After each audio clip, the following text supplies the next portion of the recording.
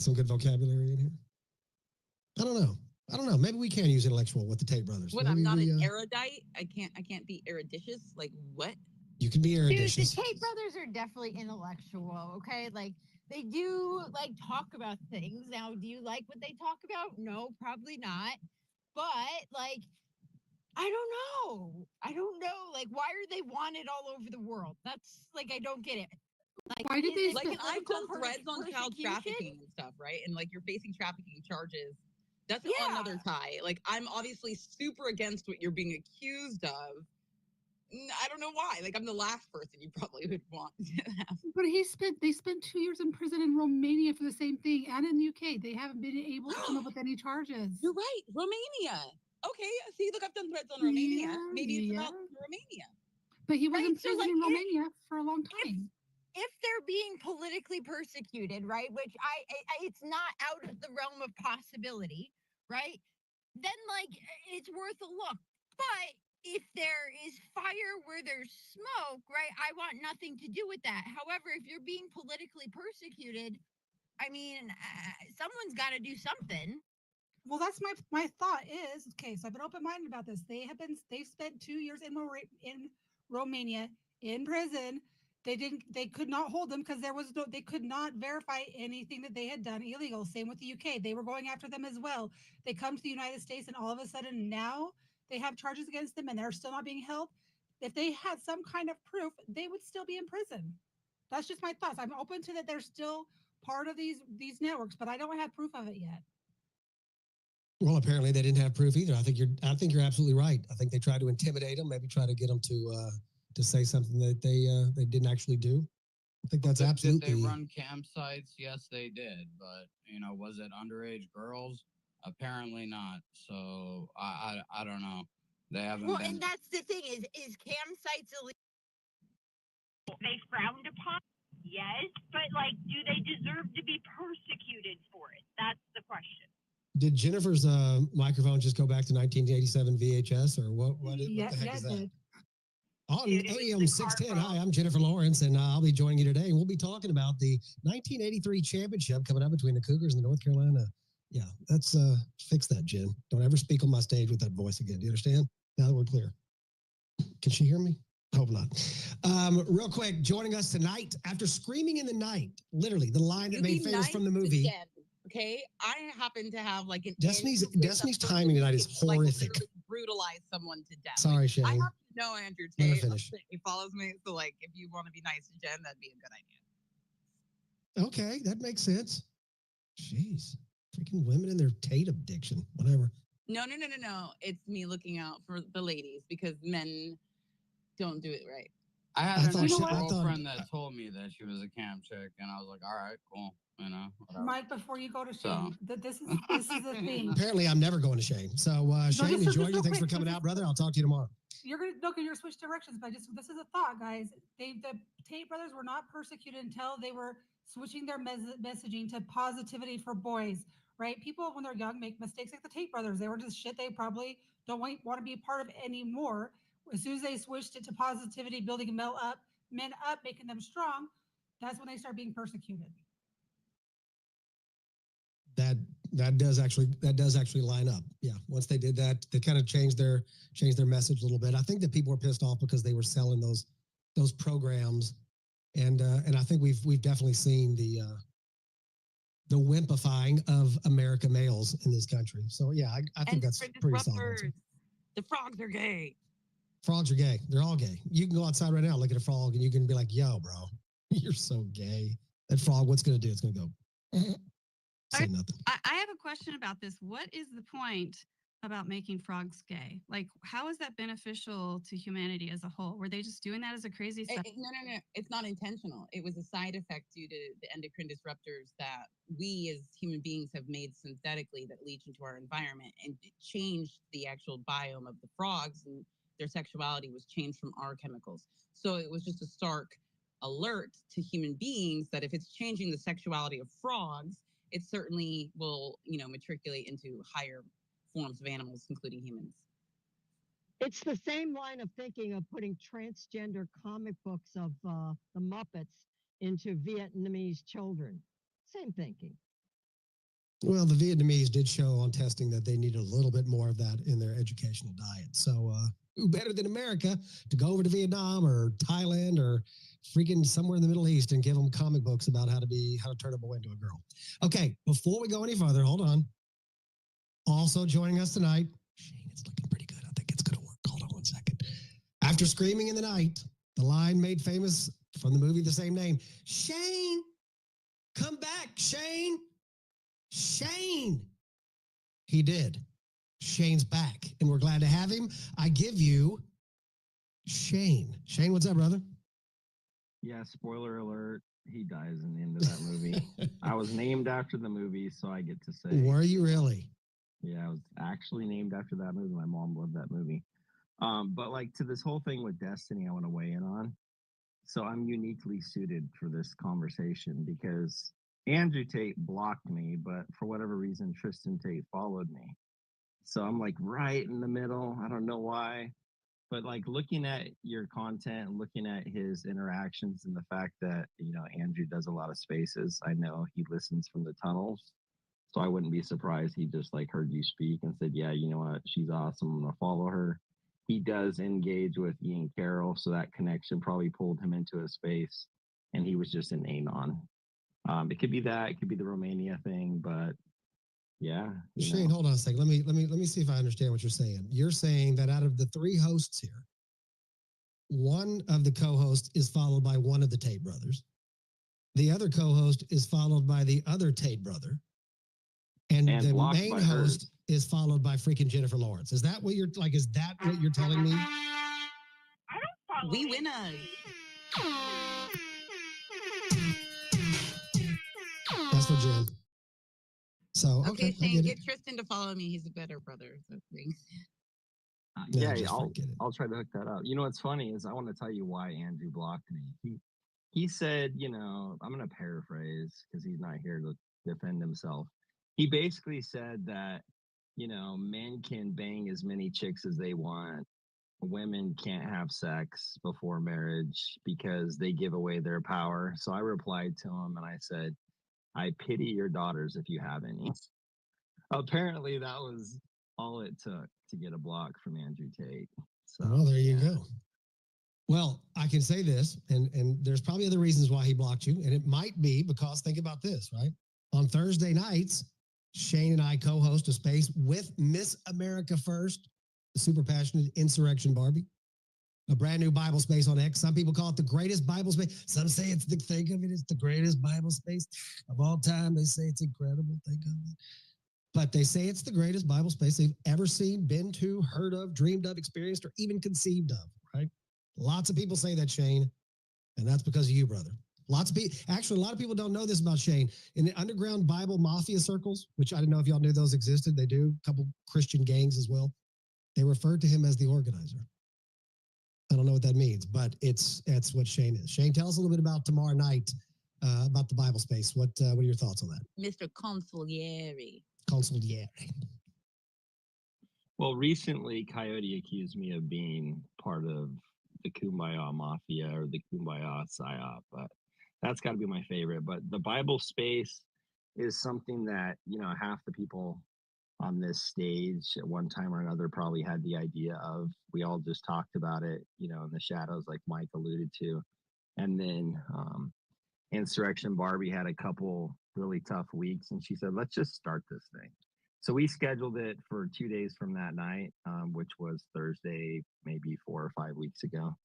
And we've been doing it every Thursday since. And I'm very thankful for MikeMac. He's basically the preacher.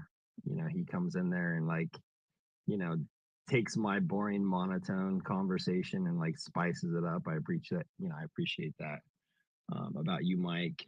The link is up in the nest. If you guys want to join us, come out. It's tomorrow night, like Mike pointed out. I wanted to touch on that real quick, Mike, because I am a new proud member to be on the Kumbaya Mafia. I suggest that people get like me, get like us, and try to unite this country and just like gather what common sense there is left. And I did want to say, Destiny, it should come as no surprise. You are the best thing since sliced bread. Men want to know you, women want to be you. This you know, you should just like Yeah, okay. I'm gonna have to jump in there, bro. Like, I'm not gonna allow that to happen in my space. Destiny's cool and everything, but come on. Let's not. It makes me want to vomit. Okay. He's so peanut butter jealous, it hurts him right now. Yes. It's that peanut butter and jealous that hurts right now. The first rule of say something is don't simp for Destiny, all right? That's correct. You gotta learn that, Coyote. Not when I can mute. Yeah, that's correct. Yeah, the Kumbaya Mafia, is that what you called it, Coyote? Yes, sir. I'm like a proud member. Trademark, as Trump would say, trademark. We're going to trademark that right now. Yeah, it's fun. Tomorrow night at 8 o'clock Eastern, 7 o'clock Central. Jump in there and join us. We just started it out because one of the things we talked about is that this world needs more faith. It needs more Christianity. I mean, let's be blunt. Look, everybody gets the chance to say how they feel and what they believe. Well, you know what? So do we. And so that's what we feel. This world needs more faith, more, and like we've said before, if people followed Christian values, I think the world would be a better place. And those are the same. Hey, Mike, are agnostics welcome? Agnostics they're welcome, but I'm not sure if they're welcome. Yeah, definitely. See how that works? Sure. Yeah. No, they're agnostic, so they don't want you to be for sure, Shane. They want you to be. What if we respect Christianity and absolutely believe in the values of Christianity and absolutely understand the Bible as an epic guide to God and believe that Christ is the Son of God, but not the only Son of God? See, I'm kind of agnostic about you being there, Lou. I'm not going to lie to you. Be a fisher of men, Mike. Don't talk like that. Yeah, you know, one of my favorite. And she's a lady. Of course, Lou is welcome. Lou is welcome anywhere, anytime. She knows that she doesn't even have to ask. Yeah, one of my favorite books is Isaiah, and Isaiah says, "Come, let us reason together." So that tells you, you know, you don't start out believing; you start out reasoning. Anybody that believes just because someone else believes, you know, really is not a Christian, and I don't mean that in a negative way. But most people that reject Christianity because they were raised by people that talk about Jesus and act like Satan. So no, I fully support agnostics thinking for themselves and reasoning. There's no reason to pretend, right? Yeah, and Lou knows this. She knows I'm a big fan of hers. She knows absolutely she's welcome anytime, anywhere I'm at. She's always available there. And it is one of those things because when you go back, you know, and you look at the Bible and you look at the way that Christ was, who did he hang around with? Right? He went to find the people that wanted to hear. He let them hear. He talked to them in a way that allowed them to hear. So it was, and that's what we do. We're going to be the best witness we can, and that's how it's going to work. And they're more than welcome to come in there at any time at all. What do you think about that, Des? I think it's wonderful, and I think it's wonderful what you guys are doing. I've only been able to pop in like twice, and it sucks because I'm never prepared for it for some reason. But I definitely want to make my presence there more common. But I wanted to say there was something that someone who absolutely wrecked my heart once, horrible person, but they told me that will never leave me about in terms of like accepting God or Jesus Christ as your savior, which you should do, personal opinion. But he said that all you need to do is walk towards God and he will run for you. And I absolutely love that. And it's true. So I think that agnostics or even atheists should always be welcomed because all you need to do is take those first couple little steps and like God's going to run to you and you're not going to be able to do anything about it. So, you know, God is great. So that's all I'm going to say. Absolutely. Yeah. So before we get started, wanted to give a shout out to a couple people in there. See Sally's here, Jen here, Dr. Kat is in here, Maze is here, Asia is in here. I can't wait to talk to her, Yvonne, Adam, Coyote, everybody. Welcome. Dang, you got some ladies on this stage. I know we do. We do. I was gonna say welcome to Mr. Sabato Jr., right? But all of a sudden I thought I didn't want to throw him in there with the ladies, but hey, what's up, guys? How is everybody doing? Thank you for having me, and hearing everybody's passion. A lot of good stuff is coming out. Doing good, brother. What do you think? So we're going to get into kind of, you know, we're going to get a little bit of these tariffs. We're also going to kind of blend that a little bit with faith. And I know that you've been very outspoken with your faith in a lot of these spaces. And That's one of the things that attracted me, the way and the way you put it. So, what are your thoughts on that, brother? How's that affecting you, and how do you see us moving forward?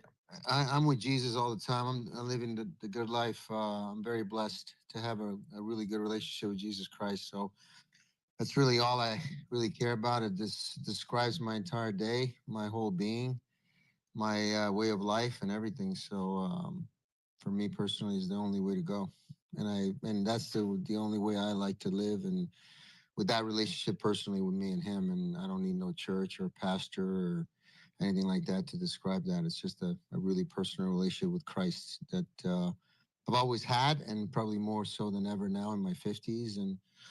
And I think Christ is more relevant than ever. And it's beautiful to see. I think there's a lot of people being saved on a daily basis.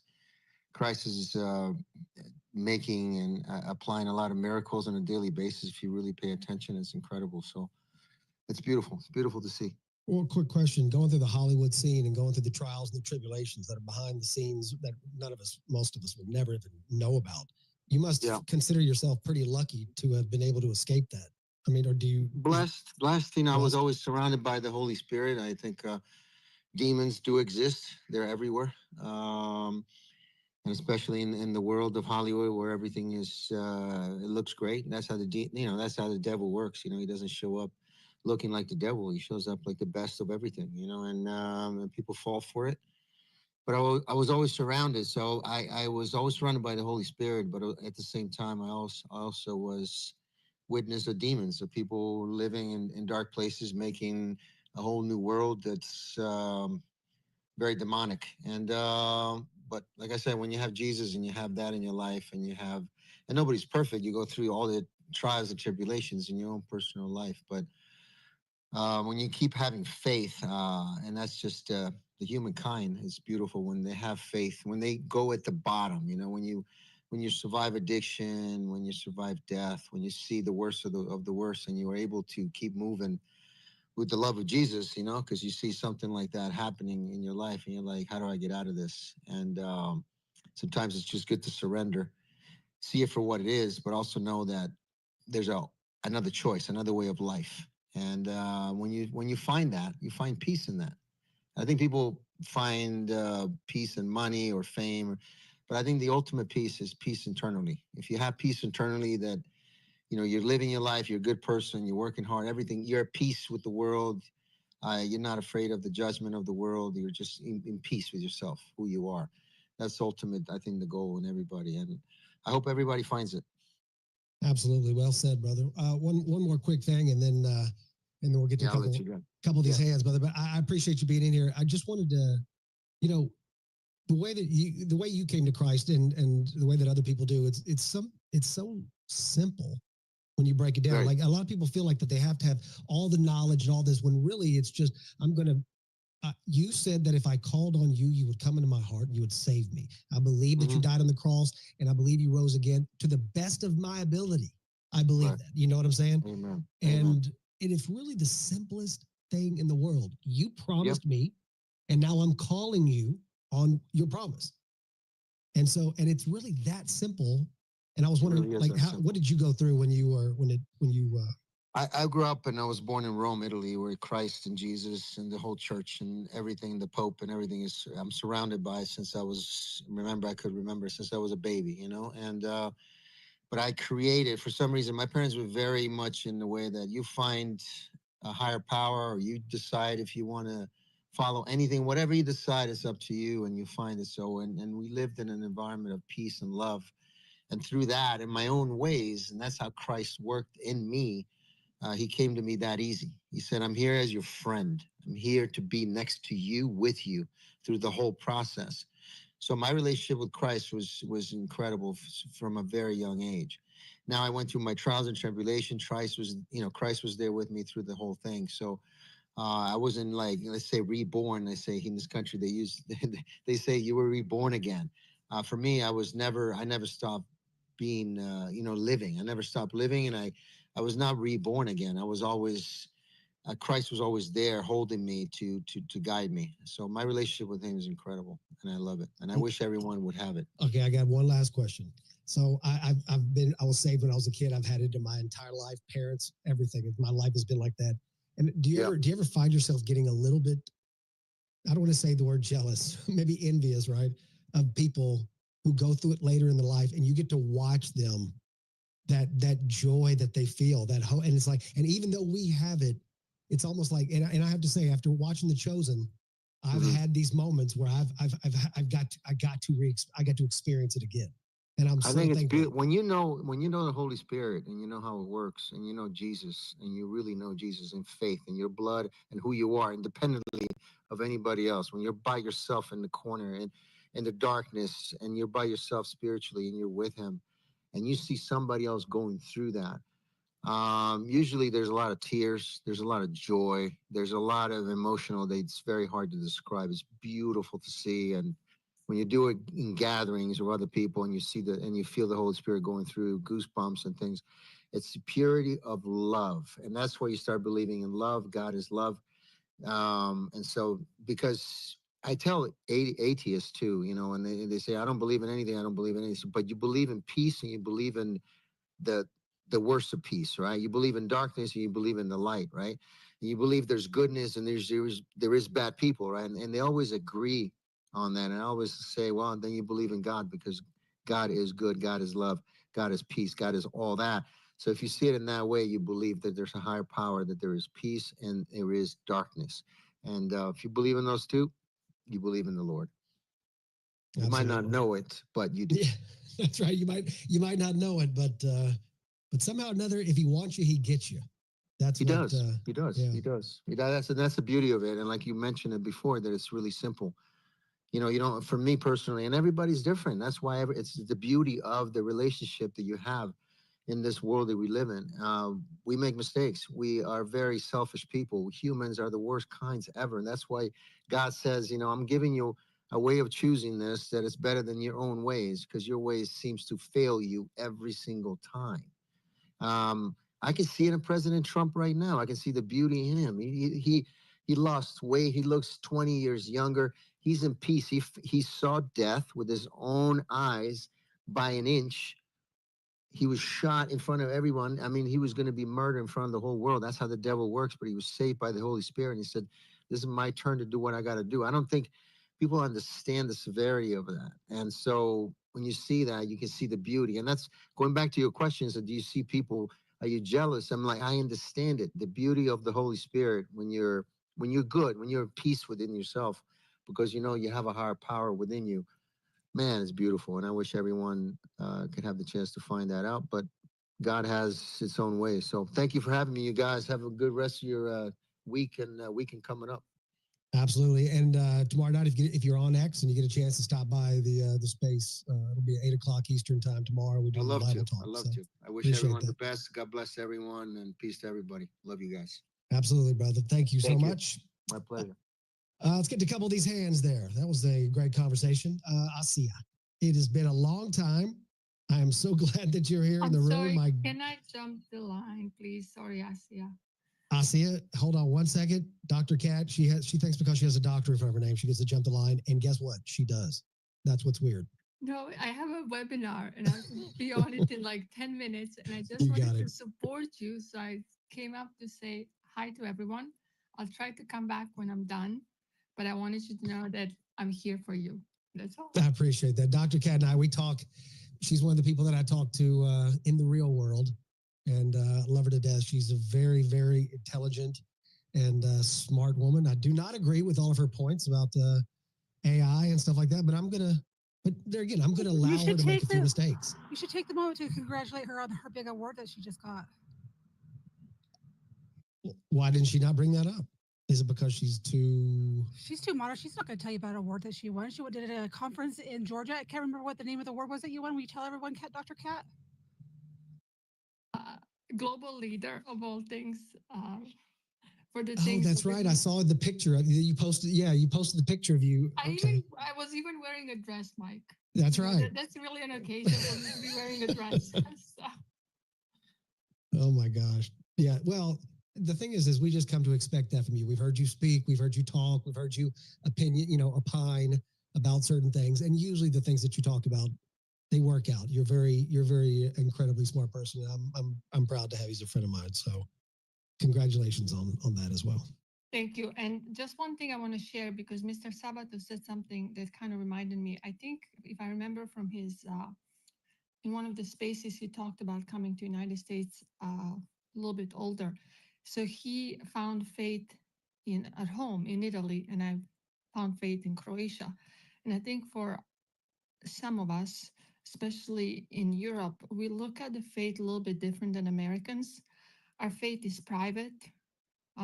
It's not, I call it Walmart faith, which I sometimes, I feel it's great to see people who can do that. I cannot. If I share my faith, I share it privately with my patients. So anyway, he says something that kind of reminded me of that. But there is one, That's a good point you bring up, is the fact that Europeans, we appreciate, and it's so personal, our faith, that we are private because it's so personal. It's like our personal relationship. If you want to ask about our faith, usually as in a private conversations, in times during the day, we have ways in Italy where you can talk to somebody cordially, like you know them, or you can professionally talk to them a different way. There's different ways. There's a classic, very, old school kind of ways to discuss personal things, and our faith is very personal. Very good point. Yeah, and during the hard times, I was raised Catholic. So before you go into communion, there is a verse that you say, and I found later it's actually a verse in the Bible, is Matthew 8:8. And I always have to say it in Croatian. But the verse goes, Lord, I'm not ready for you to come under my roof, but just say the words and my soul will heal. So when I'm very stressed out, and I'm stressed out a lot, or if I'm worried about something, I say this over and over again. And it's this internal mantra that calms me down, and I know everything's okay in the world. And I'll leave you guys with that. So a lot of us, hold on, a lot of us are probably thinking the same thing right now. Could you say that to us in Croatian? Sure. Gospodine, nisam dostojna da odbićeš pod krov moj, nego samo reci riječi I ozdravit će duša moja. Okay, that just... I think God likes it better in yeah, that language. it just confirms one thing. English is the worst. It's just the choppiest, worst language. And so you got Italian, right? You got Italian. And then you get, what else? Kind of New York, Jersey mob, not really Italian, but whatever. Yeah, everything sounds better than English. It's unbelievable. But yeah, that was lovely. That was... might have to learn that and impress you one day. I love that. Yeah, no, that was beautiful. Destiny, can you speak another language that you can say to? Have a great night. I'm going to get off and come back. Good luck, Dr. Cat. Have fun, and yeah, jump back in here when you get a chance. Thank you. We love you, Dr. Cat. Come back anytime. Thank you, Dr. Cat. I'll see ya. Talk about a freaking heroine. Oh, yeah. She is such, like, I love her to death because, like, somebody to, like, legitimately look up to. I love it. I love her. I love all you guys, by the way. And I've been privileged enough to have Dr. Cat in a lot of my AI spaces. I've been a little bit in the AI back cave, so forgive me, guys. But Shane, yeah, I used to love you, Asia, but then you kind of disappeared, and now you're back. So it's all good. I have reasons. Right? I have reasons. I'll fill you in. I'll fill you in. Doing some okay, things, gotcha. doing some things. But I appreciate you and thank you for your patience. Yeah, I'm working on some AI stuff. But I really appreciate the conversation and how all of you guys are making it so easy to talk about faith and about God. And I think that this is really important. And to add on to what Antonio Sabato Jr. said, and wow, I never expected to be able to say that in a space. But I think that it is incredibly personal. Your faith is personal. And I have a quote that I really love from the Count of Monte Cristo. The young man says, I'm angry. I don't believe in God. And the wise man says, it doesn't matter. God believes in you. And that thing has always stuck to me. Well, that is true. That's a powerful line. I think that sometimes it's that, we run because we're afraid that we have to turn these things over to God. And this does tie in, and we are gonna get to what we're talking about tonight, but sometimes faith just intervenes, right? But it does go to the title, right? America first, but what's coming next? Like, does our faith allow us to endure what's coming next? You know, like, are we able to deal with the thing? Because if you've watched what's happened in the last couple of weeks with Trump's tariffs and the way that it's affected the world, it has sent a jolt through the planet, right? And so when that happens, a lot of us get really scared. And you're talking about the smartest, richest, most financially stable enterprise institutions in the world go into a panic stage, right? So little old us probably going to do that too. And I'm wondering, and I guess one of the questions is, you know, are we heading toward better days? What's next? Does God play a part in that? Does it grow throughout the planet? Do we as a people, do we as a country turn to that in these moments? You know, maybe we don't need so much stuff from Amazon. Maybe we should look inward more and to try to find our faith. Is starting a space like this on X, like Shane's done on X on Thursday nights, is that a step toward unifying people in what might seem like a small way, and yet it's something that actually makes a dent? You know, like, what is next for us? We've all panicked, and I'm just interested, Asia, what do you think as far as moving forward? I think things are going to be good because they have to be. And there's a lot to be considered there, right? I mean, we're in the age of acceleration, to say the least. And I think that the only thing that ultimately separates us from AI or AGI is our value construct, and that involves God. Absolutely. Shane, I want to ask you and Destiny real quick before we get to a couple of these other hands. Both of you are Christians. Both of you have faith. Going through what y'all have seen in this last week, Destiny as a researcher, you know, Shane, just using your faith. How has this last week hit y'all? Like, what have y'all seen as far as the way that you've dealt with it, panic? I know May's had a space about, you know, about being the light, what Coyote was talking about earlier. It's like, is this what we turn for, you know? Destiny, go ahead and take that one. Okay. Yeah, no, I will. This last week or so, it's been, I'm glad. I'm proud of the fact that it's been stressful because I turned in prayer, and that was good. And but it also makes me sad because I realize when that happens that I should do it more often just because. But I'm also glad that when I do feel that stress, that is where I turn. That's for me personally, that's like a maturation of my faith. Like, it's, I feel like that's good for, my relationship with God.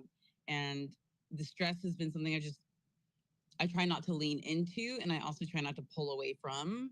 I'm trying to just accept the situations as they are, look at the options and feel it out. And that's just, and I have faith that God has a plan. There's a reason for everything, and this is a great time to be alive, right? So I'm leaning into it kind of, but I'm not leaning into it. I'm staying. I'm saturating is what I would say. Like, I am enveloping my surroundings because although I'm stressed as fuck, like I am, but I know everything's gonna be all right. Like, I know that. I try to keep that in mind the whole time.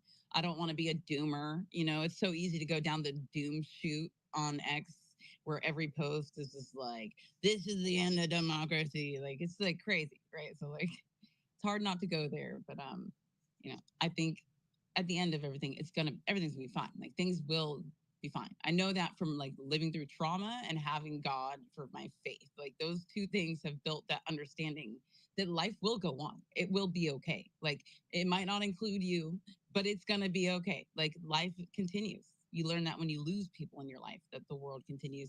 And you learn from healing through the pain, through God, that it's meaningful and important. And so, like, that's how I'm taking it. That's how I'm taking everything now. No, I think that's a great way to look at it. Shane, I know Shane probably sees things probably similar to that. Without these bad times, Shane, and you've talked about it in the Bible space before, without these bad times, you don't get the good times, right? You don't get the recognition of what we need to do, how we need to turn things over, how we need to rely on our faith, how we realize things aren't as important as we think they are. if there's no bad, you have no good, right? You know, I I'm gonna answer that question first, and I'll tell you what I was gonna say. You know, I probably ate 1,000 apples in my life before I got to a bad one, and all the the good apples still tasted good, but once you have a bad apple, you appreciate the good better. So I don't know that you have to have the bad for the good to be good. I don't ascribe to that. I hold to the opposite. Actually, I believe that the good can sustain, and the good is really the source of life, right? But for those of us that are down here on this earth going through what we face, day in, day out, when we come out on the other side, I look at the cross as kind of like a window, right? When you look through the cross and you see the the unfallen world, heaven that lies before us, to me, it makes everything worth it. And yes, we're going through this here now together, fighting self essentially, which to me, selfishness is cancer, right? And we fight self daily. And the truth is, if we were all forced into a room, we'd find a way to look out for each other. I think we lean on selfishness more than we need to. And sadly, selfishness destroys the relationships around us. And ironically, selfishness ends with you being alone. I feel like what we're here for is to learn that selfishness isn't the way. Selfishness is contrary to the way, that if we would just live selflessly like Christ lived, all of our relationships would be better, those that are supposed to be better anyway. And then we'd be happier, and we'd come to the end of this life, the beginning of the next, with closer relationships than sadly what most people have when they come to the end. But back to what Destiny was saying, I agree, wholeheartedly. And as I look at this last week, I can honestly say maybe it's because I'm out of touch, but it doesn't really worry me any more than all the other headlines we've been seeing over the last 6 months, year, 5 years. I mean, really our whole lives, right? There's always negative headlines. But the Bible says to walk in the light as he is in the light. I feel like he carries us through, just keep walking, keep trusting that what comes next is going to be better than this. And the people that we meet and walk with along the way are going to make the journey worthwhile. Absolutely. Yeah. And I agree. And I phrased it so much more eloquently than I did. What I meant earlier was that we're able to use times of negativity in order to, like, for me personally, like, how some people get encouraged to do better, like, oh my God, you're so good, you could do this, and it really pumps people up. For me personally, I like it when someone tells me I can't do something, because that's what gets me going, so I guess we kind of have our own little. Me too, out of spite. Yeah, we all knew that about you, Des. But yeah, that makes sense. So I think that when we use these opportunities like that, I think it works pretty well. But Shane's a master at being able to basically reveal what he's trying to say. As it's ironic, I literally got caught up on the word that I'm trying to use for someone to be able to express themselves. That's freaking awesome. It's going so well. Yeah, you're being too nice. The truth is, like, literally, if you get all the spaces are recorded, I'll debunk what Mike said right now. One of our Bible spaces, the guy basically said, "Hey, dude, you're like really boring. Maybe you should let someone else read." Mike makes every space more interesting. So I appreciate you, trying to boost me up there, Mike. But we're all here for a reason, because you can carry a space, much like the individual that just hopped up on stage. I see Hitches here. Your charisma, you're basically a preacher, dude. We appreciate you. Well, I appreciate that. That's very kind of you to say. But yeah, it's great. He's a Leo. Say it again. I'm a Leo. Let's go. Let's get to a couple of these hands real fast. You're great, Mike. We'll move around. You're great. We'll stop. You're great, buddy. We'll stop with the compliments. You're just wonderful. It's a terrible accent. We have actors on the stage, for God's sake. I don't even know what that is. I don't even know what that was. Sorry. Yeah, that was not even a known species on the planet. And we'll get to the wolves, the dire wolves later. And so, Jen, now people care about colossal bioscience. We're gonna, you know what? I'm gonna give you a chance to talk about your little. It's cloning. God doesn't. We're gonna get to that in just a minute. I promise you. I'm gonna get to that. It is abomination. Okay. Right. Speaking of abominations, Jen, my love, how are you? It's a heck of a segue right there. Did you hear that? It's incredible. Dang. She's about to come fight back right now. I know. You better stop. Did you just call her an abomination? No, I did not. Stop it. Y'all aren't even listening to Recorded Space. I'm just eating popcorn waiting for her to get off the mic. Yeah, she's not coming. That's probably why I said it. You knew she wasn't there. I probably You hurt her feelings. Jennifer Lawrence? Jen, are you, I'm going to make him say sorry. Are you serious? No, nobody's going to hurt Jen's feelings. Maybe with Kim her mom could. and her Aunt Dee Dee, so she may not be available. Kim, I could hurt her feelings. Kim knows her well enough to be able to maybe hurt her feelings. Kim, jump in I'm there. not going there because Jen is the reason why I have, gotten back into my faith. So I'm not going to do that. I was very young and it was used as a manipulation tool and as a judgment tool when I was a kid. And so I kind of turned away from it. And I'm sure that that is a common story. But, in recent years, I have been going back to it, mainly, for education. And I'm enjoying it. I'm actually like 6 hours away from ending my first 3-day fast ever. So Really? How's that been? it wasn't too bad. It wasn't as bad as I thought it would be. Water and bread, stuff like that, or you just like water, and then bone broth. On the second day, you can have bone broth twice a day. oh, lucky you. Yeah, See, on my second day, you can have ice cream, so it's a different type of fast. Right. Yeah. Of course, you can have it on the first day. fast. You can have it on the first day too. I fast usually between the hours of 10:30 and 5 a.m. So.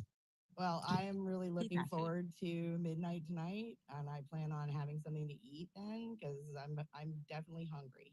That's awesome. Good for you, Kim. That's got to be. I know it's mentally. That's probably pretty tough, huh? Yeah, definitely. But I was like, you know what? I've been hearing about it so much, and I was like, let's just try it. So, and I'm also on day 98 of reading the Bible. That was my New Year's resolution, was to read the Bible. So I'm getting there. Well, for all of you who say Kim just doesn't bring anything to the table, she's classless. She just doesn't have it up here. She's got a. Oh my for God. all of those people that say that, I think we've just proved that wrong right now. I really believe that.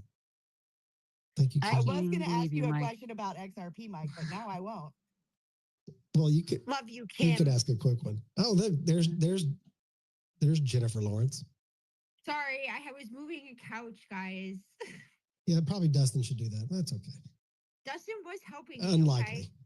Like, you guys don't even want to know about the amazing freaking deal I got. Okay, you don't even want to know. He's your husband. Yes, we do. The meme coins. Tell me. You don't have to buy the meme coins. He'll give them to you. You just put it in your wallet. Like, what are you talking about? There's no deal. You should.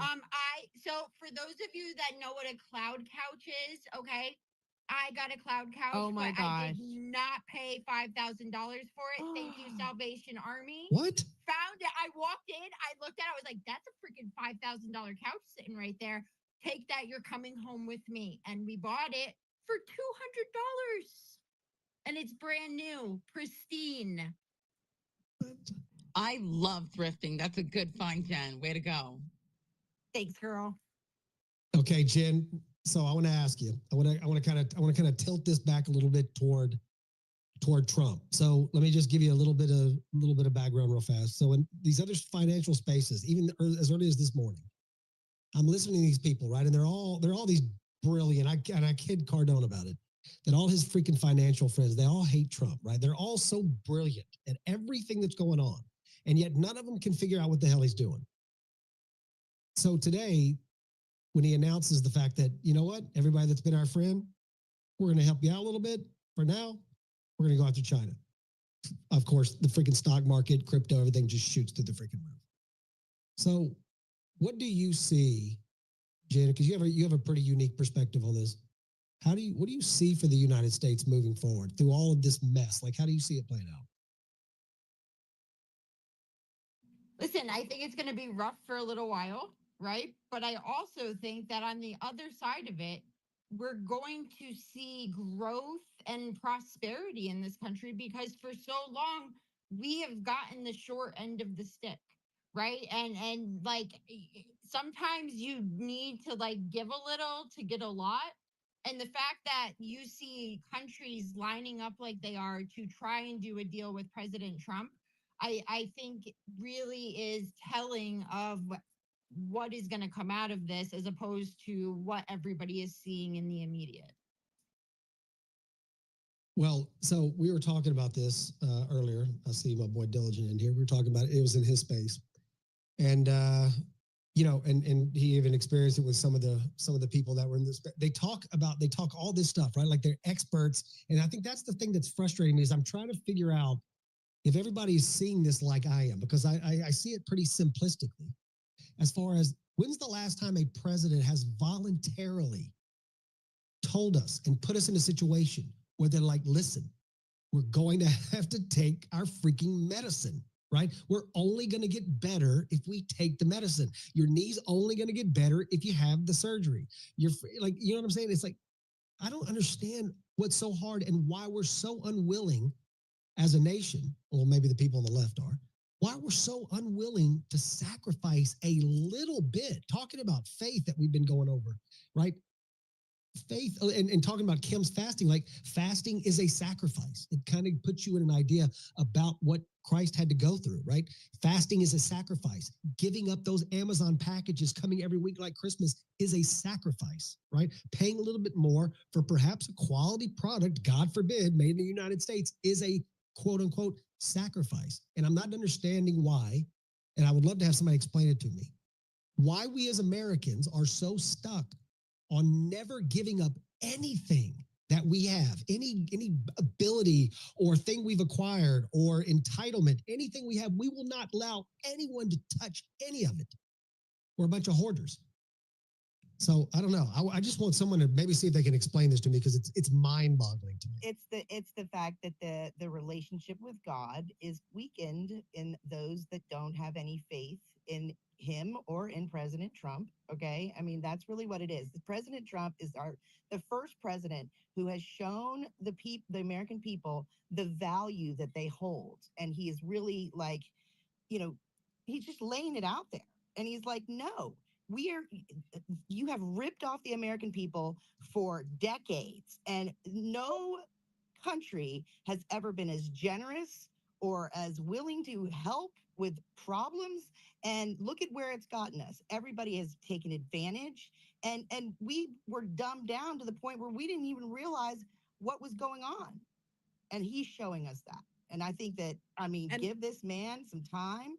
And the lefty loonies, like, I mean, I don't know what to do with them anymore. But it's some like, time, though. Do we waste any more energy on it? Some time, right? A little bit of time. Yeah. I mean, and I'm not saying I'm not saying he's not going to contradict himself, but what I don't understand is why do we think that we're entitled to know every single step that he makes? I'm not going to lie to you and say, look, some of it doesn't make sense to me. I can't lie to you. Like, I'm a little bit nervous. No matter what. They are always going to hate him. It doesn't matter. They were ready to burn down our country for hating him. You're right. But also I think back, and I think I really do, and feel free to ratio me in the comments or whatevs, but I really do think back in 2020, everyone got super comfy and super complacent with I mean, we want it instantly. We want it now. I don't care if it's a shitty product. I want it on my doorstep, Amazon same day. I don't give a shit, right? But people forget, you know, again, that you know what is better for the American people, paying a little bit higher prices for quality goods or being taxed on what you earn, what you spend when you die. Your relatives have to pay taxes when you die, right? For the death tax, right? Even on property. Like what is more important? But I think that people got really, really freaking comfortable with, you know, with the Amazons or even with the Temus and the Sheins and all that bullshit because it was instant. It was right there. They didn't care about quality. I mean, and to piggyback on Jennifer talking about her couch, I mean, we could even take this way deeper into the garbage shit that we get from China. Sorry if we have China apologists here, but those aren't necessarily sustainable goods.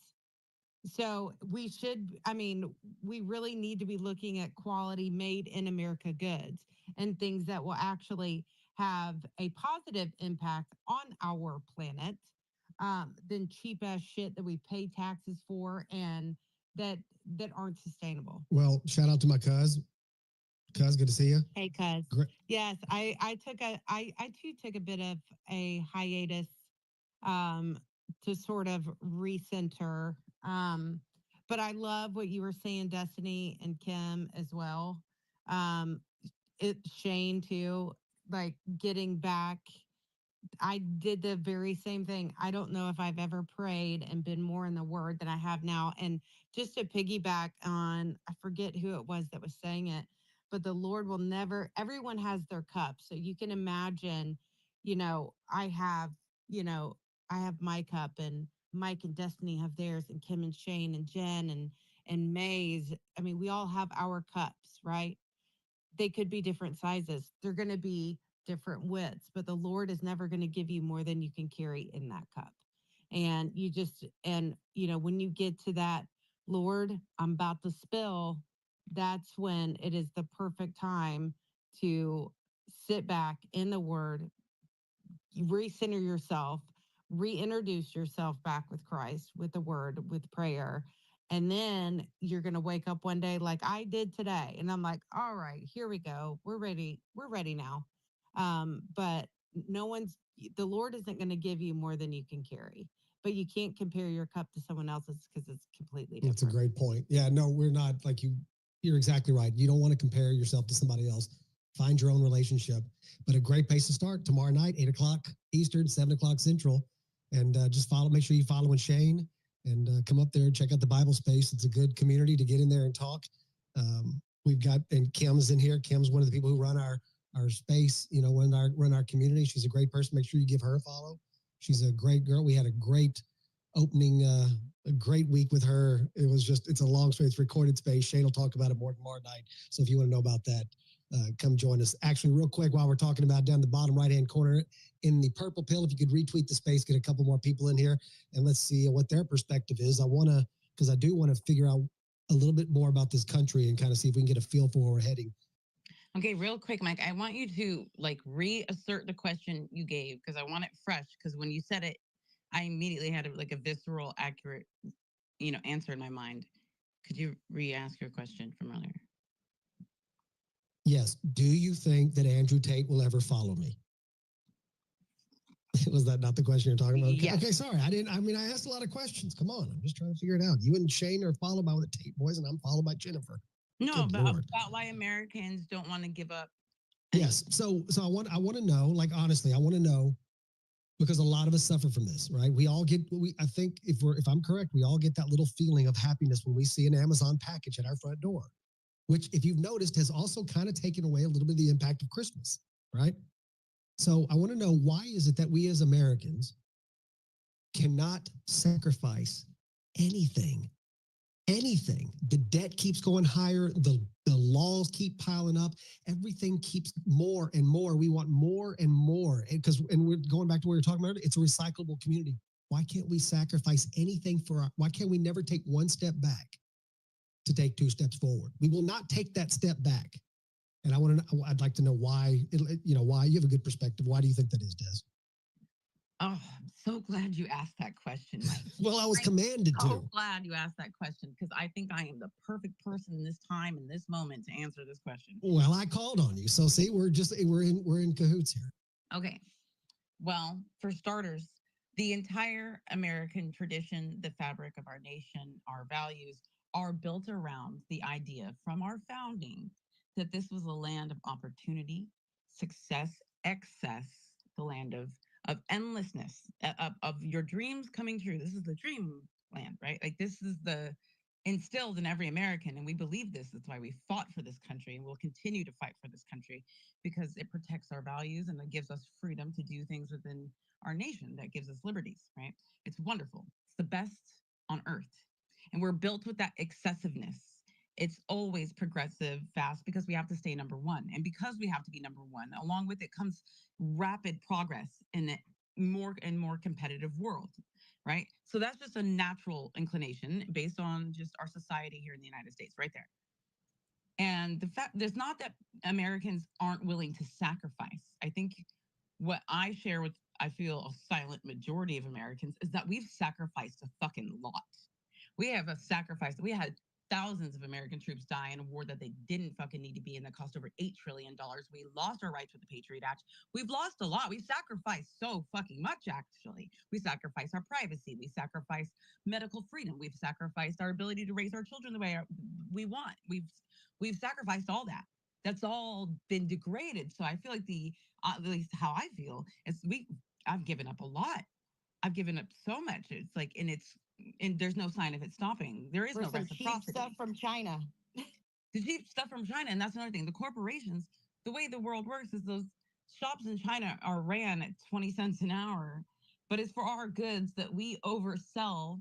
And the reason we put them in China is so that we don't have to pay Americans average rates. We don't.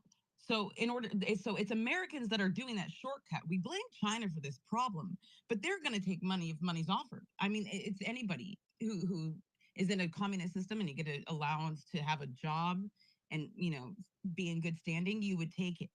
And it's also the way capitalism works. It goes to the lowest lowest but denominator. It's crony capitalism. It's crony capitalism because it stays in this big matrix where they're all public-private partnerships built in with each other on each other's boards. BlackRock owns Vanguard, Vanguard owns BlackRock. It becomes this conglomerate that is impossible to combat, and it's no longer in our hands as Americans. Yes, we are excessive because they also spend the most money on anything, on advertising, because we are propagandized 24/7 so that we spend, and we are excessive. It's not only our culture, it's our creed, and it's also what is being pushed upon us constantly to be these consumers. And so that's the answer. I think I answered your questions. That's why. Like, we already feel like we've given up a lot. I mean, like, what, $37 trillion in debt? No big deal. Losing $1 trillion or adding $1 trillion to the debt every 6 weeks. Like, we've lost a lot. Our money doesn't work as much. It doesn't have the buying power the future generation did, or the generation before that. It can't even compete. And so I feel like, what more do you want? What more do you want? If I pay my taxes, I obey the laws, I love my country, I support my troops, I do all the right things, but I feel like I'm paying out more to that system. Then it's not that, like, I'm not willing to sacrifice. It's like, what haven't I sacrificed? Like, yeah, that's a good perspective. I didn't even think about it like that. Yeah, there are a lot of sacrifices that we forget about because I guess we become callous to it. Like now we just get used to the fact that we go to the airport. We've grown used to it, Mike, and that is what I hate. Yeah. Is we have grown comfortable, and it says this in our Declaration of Independence, that this would happen right after the words life, liberty, and pursuit of happiness. They say that evils will transpire while evils are able to. If you get comfortable, things will encroach on you. It's a natural inclination of a world that has hierarchy, that has control, and all these things that make us human, the bad parts too. They will encroach on you. If you get comfortable, you're going to get burned. And because we know you're going to get comfortable, you must be on guard, and you not only have a right to protect yourself from that government, but it's your duty to overthrow them if that occurs. And we forget that because we have we have Stockholm syndrome. We've grown comfortable True. with the cell and the increasingly worse measures of our prison. Well, Destiny, that goes to with the like all of the lotions and clothes, even the clothes that we wear are like endocrine blockers. So it works against our connection to God. And then, not learning civics, not teaching our children civics. I mean, that's a big part of it. And before you get to hands, Mike, I did want to say that we are streaming on Rumble and Pill.net, QUX, Kick.com, and no YouTube because Kelly doesn't want to lose her. She want to go back to YouTube jail. Well, I gave y'all a shout out earlier. I didn't know we weren't on YouTube tonight, but you never know when you might talk about the pandemic and then lose everything that you built because you say the wrong word at the wrong time. But yeah, Daz, those are good points, and it always makes me think about in 2001, 24 years later, we still have temporary restrictions, right? When we go to the airport, like it's just 24 years late. 24 years. Think about it. Think about September 2nd. It's all good. We need to do this stuff. Who would have ever thought 24 years later we'll still be doing the same thing? It's impressive. It's impressive how they're able to get that over. I think Stockholm syndrome. And then look at COVID. Look at COVID. Literally, like it was a psychological operation on levels that people will I don't think will ever fully understand. It just the more I think about COVID, well, the more I think about everything in the past that our government has freaking put us through, it makes me feel stupider, right? It's kind of like I kind of echo Tucker Carlson's sentiment. It's like I just feel like a freaking idiot, right? Because I didn't see it. I try to be as open as I can to as much as I can, but God bless America. I see it, but then they're like, "Oh, she's a conspiracy theorist," and I'm like, "Well, you are, but I still." am. Speaking of conspiracy theorists, we love you for it, Des. Speaking of conspiracy theorists, I'm wondering who thinks I'm going to call on them next. It's called conspiracy realist. Realist. Oh, okay, it was Maze then. That's exactly who I was going to call on. Conspiracy truthers. Truther. That's correct. What's up, Maze? Hey, guys. I'm with Destiny on this one. I think that, for the most part, just understanding that a lot of people don't have the room for that sacrifice, Mike. Like, people are struggling right now just because there's been so much exploitation of the people, and whether or not, it's been to advance the empire or just completely just clown fucking administration before this one. Biden literally was tap dancing across the stage, just talking about, we're going to give billions here. Like, the word billion has lost its power punch. Like, like it's insane. But just knowing the hardships, assuming that like right now it's still at the 104%, against them also raising it 84% on us. Is that where we're at with the final numbers? But assuming that's where it's at. Up there, yeah. I was gonna say it's up there, yeah. Yeah. So like this is, it's just the costs in the United States for consumers, for small businesses, is going to be insane for imported goods like electronics and even agriculture. Just is like the strain that's going to cause. And just so you guys know, like when a lot of people, I had a space earlier on this, and like the whole idea that there's going to be, but there's going to be income tax cuts. But hello. I just wonder if people really take the time to look into this and to kind of dig deep. And I'm just concerned that a lot of people will not, have it or be able to make it.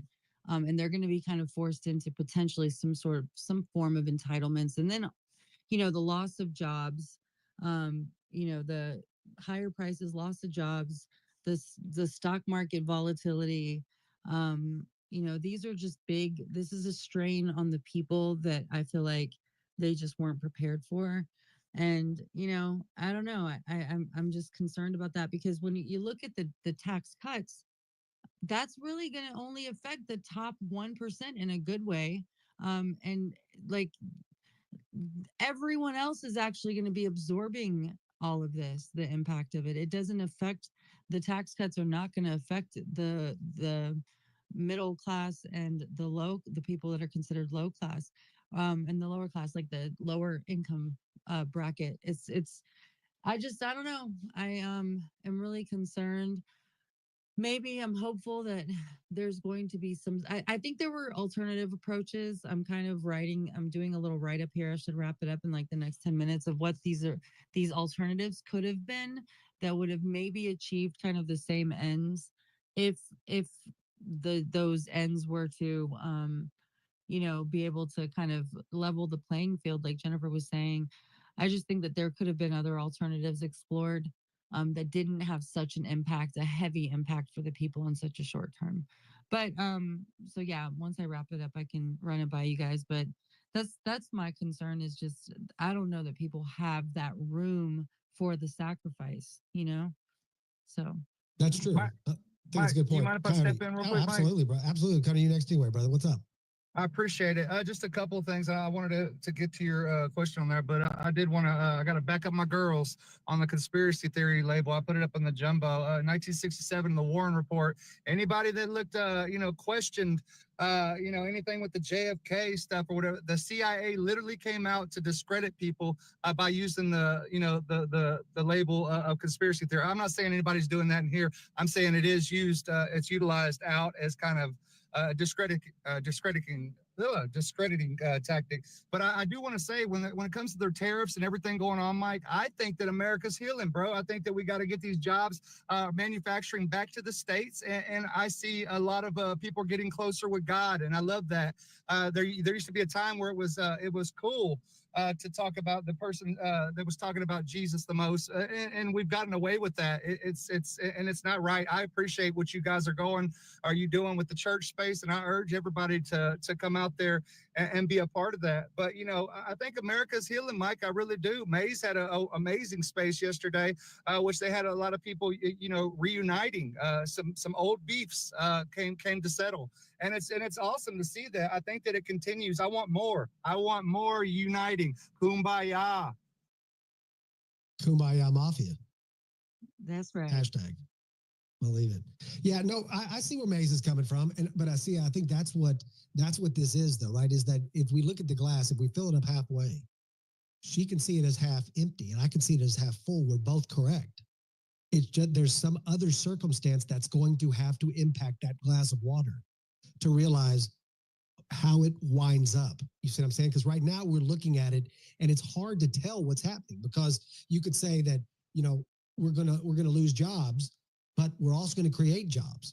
This is going to be an opportunity for auto, for the auto industry to not pass on those prices to other people, but instead an opportunity to sell more cars at what they used to call it the employee rate, or whatever it was. Remember that from a few years ago, how they would kind of push that by and they wouldn't make a whole lot of profit, but they sold a whole lot of cars. So there's a way to adapt through this. And I think this is mainly best in trying to go and break the spine of China's hold over us, right? Because like I said earlier, with the way that capitalism works, capitalism flows to the lowest point. If our antibiotics, if we need to make that and it's too expensive here, which we've done this for so long, right? Because we've had unions that have busted the freaking country by saying we're going to charge $30 an hour for this. When most people say, well, I'll do it for 15, right? Which is a pretty solid wage for doing something like that we might be talking about. But that means that, well, then we go overseas. And I think, and Destiny brought up a good point earlier. I think that we ought to hold, if any of you wear Nikes, your Nike was never made in the United States. No Nikes are made in the United States, period. They are made by some kid. No matter what they tell you, they are made in a freaking factory. And even when they're done making them in the factory, they take those blueprints that Nike doesn't even care about anymore, and then they send them to the other factories, and then they make off the knockoff shoes, which are identical replicas to the originals, and then they sell those for $150, $160. So they're profiting literally across the board. We should. That's what we should do. When I say sacrifice earlier, Des, that kind of goes to one of those things like, I love Nike. Like I collect Nikes. I've got 50 pair of freaking some of the best Jordans you've ever seen in your life. Am I willing to give those up to make a stand, right? But it's almost like if somebody's not watching, am I really making a dent? You know what I'm saying? So there's that selfish aspect to it. So Maze, going back to what you're saying, you're right. It is going to be tough for some people. And we're going to have to find, hopefully this administration finds a way through it. And if they can't, then we have to go down another path. I personally think that they're going to find a way through it. I really do. So, but it's like George said in Diligent Space earlier, and this last thing I'll say, we'll get back to the hands. George Santos was in Diligent Space, and he said, if you're charging me $1 for some paper plates, and the price is now up to at a dollar store, and now that price is up to like $2.50, I'd rather just pay $3.50 for the plates, get better plates made in America. So I think that I heard that. I'm like, that's exactly the way that I think. I'd rather have a better product made here, pay a little bit more, and not have. I've got 3 of them. Yeah, but you only need 1. You know. So anyway, it's going to be interesting to see how it plays out. And nobody knows how it's going to play out. So we're like in this live drama right now. It's interesting. I think it's interesting, but it's going to cause some pain, like May said, and our hearts go out to those people that are going to have to go through it. It's going to be on their backs. So let's get to a couple of these hands. I'm not sure who was next, but I think it was Paul. Paul's had his hands up. Paul, good to see you, brother. How are you? Oh, yes. Hold on. Let me switch my here. Okay. All right. You can hear me? Sounds beautiful. Mellifluous, as the fantastic Hitch Lab would say. Very sonorous, very mellifluous. Yes. Man, I was going to say things a while ago, like to Shane, I was going to say, dude, you are a cunning linguist. Your wife must be very happy. Hey, I'll be here all week. Tip your wages on the way out. Try the veal. Yeah. Try something. No, but what I mean is just the way he says some stuff when he's talking about faith, it always just sounds so good, which is why, yes, I also will just throw it in. I encourage everyone to tune in tomorrow. I've listened to these spaces. I definitely want to be there and be a part of it because it is just so powerful how people come together in faith. And some stuff that was mentioned earlier about Europeans and Americans, right? Like how the Europeans kind of keep to themselves on faith. And that's fine. I want to remind everybody that the United States, we are such a glorious thing that has happened. And, we are, just a little over 250 years old now. And in comparison to the world, we're the young buck on the block. But somehow in that time, I just wish people would give the forefathers more credit than even we do, right? Like I go back and I go read George Washington's farewell address. I cannot say this enough. All the powerful stuff that he says in there about, the need to relinquish power after his 2 terms, even though everybody wanted him to go a 3rd time. And he also talks about faith. He mentions religion has to be a pillar in our country. He talks about this, how we will fail as a nation without God, without maintaining those values that this was brought upon. And he talks about how we have to come together and literally enlighten the public, which I was literally reading it right now. And I'm like, that's exactly what we're doing in this space. Like, it's amazing. Like, we're here to enlighten the public, to push people towards something greater. And it's been, these last couple weeks on X have been awesome. Today there was multiple spiritual spaces going on. And then not only that, but it's just almost every day now you can find either a Bible study or a prayer. That's the goal here, is just more spiritual to help us combat all of the tenseness that comes with the information war that we're in. And when you're closer to that spiritual, your defensive armor in every aspect of your life just gets thicker, right? You're just empowering yourself with that shield of God, like and it's in Ephesians. I don't have it in front of me right now, but he talks about like, every part of the Lord is your sword, your helmet, your body armor, your shield, all that stuff. And it's when we're talking about things, it's when we're in disagreement with people on X. We can be in disagreement. I think, for example, when you guys talk about the direwolves thing coming up, I sent to Destiny like, hey, I agree with you. I think I sent her DM, I agree with you on most things, but I just want to share with you some information I got about this subject that, you might want to consider. And that's how we can disagree with each other. When you have faith, you have love. God is love. So, and again, I can only tell you what I feel myself. So I can't say this is true for you. And if you're not there, we are all on our each unique special journeys, and we're all at different levels of that journey. Where I am in my journey right now is I'm a happy man. And, and I got a lot. Look, I am not financially independent. So I'm saying that with all the stresses of, yes, I'm worried about making sure all my bills are paid and my kids are fed and all that. I got all those burdens, right? But I'm not going to let those burdens weigh me down because I have faith. Right?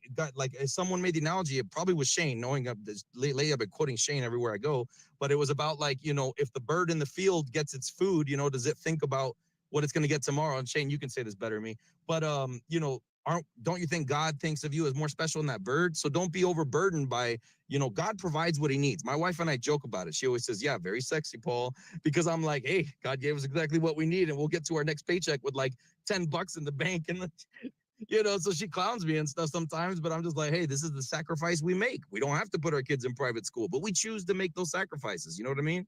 So anyways, I'm just saying, if the more you embrace God and the more you shine in the light and all this light pill stuff that's going on in spirituality, it makes you a better person. It makes you talk better to the people that you love around you.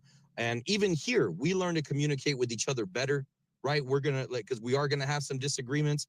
But as long as we respect one another, we give love to each other and we lift each other up, we put these things aside, like politics when we need to, if our friend needs, you know, a little more attention, right? And we become more perceptive. We become better listeners.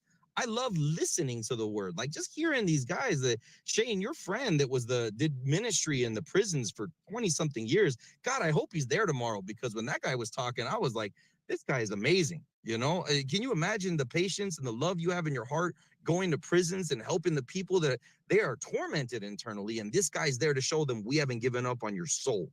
So anyways, I've said enough, and you have a great space. Always love Mike and Destiny on Wednesdays. I'm trying to make this a routine thing for me. And just thank you for doing what you guys do and spreading the love.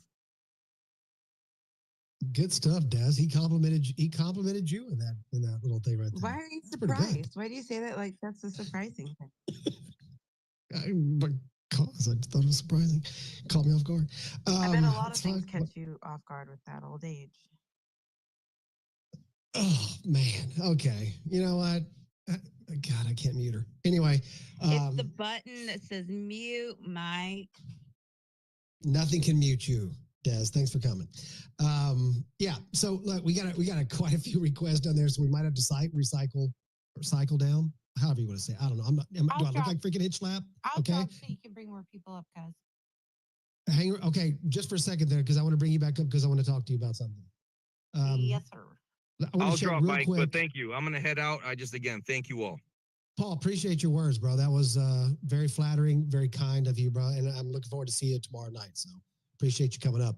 Let me just check in because I know Australia is a little bit of a time zone, and they're a little bit backwards. They flush differently, all that kind of stuff. So I just want to check in real fast because it makes me nervous when you have the greatest XSpace host on the planet come into your space, right? You try to do the whole dog and pony show, and then you ask them like, how did I do?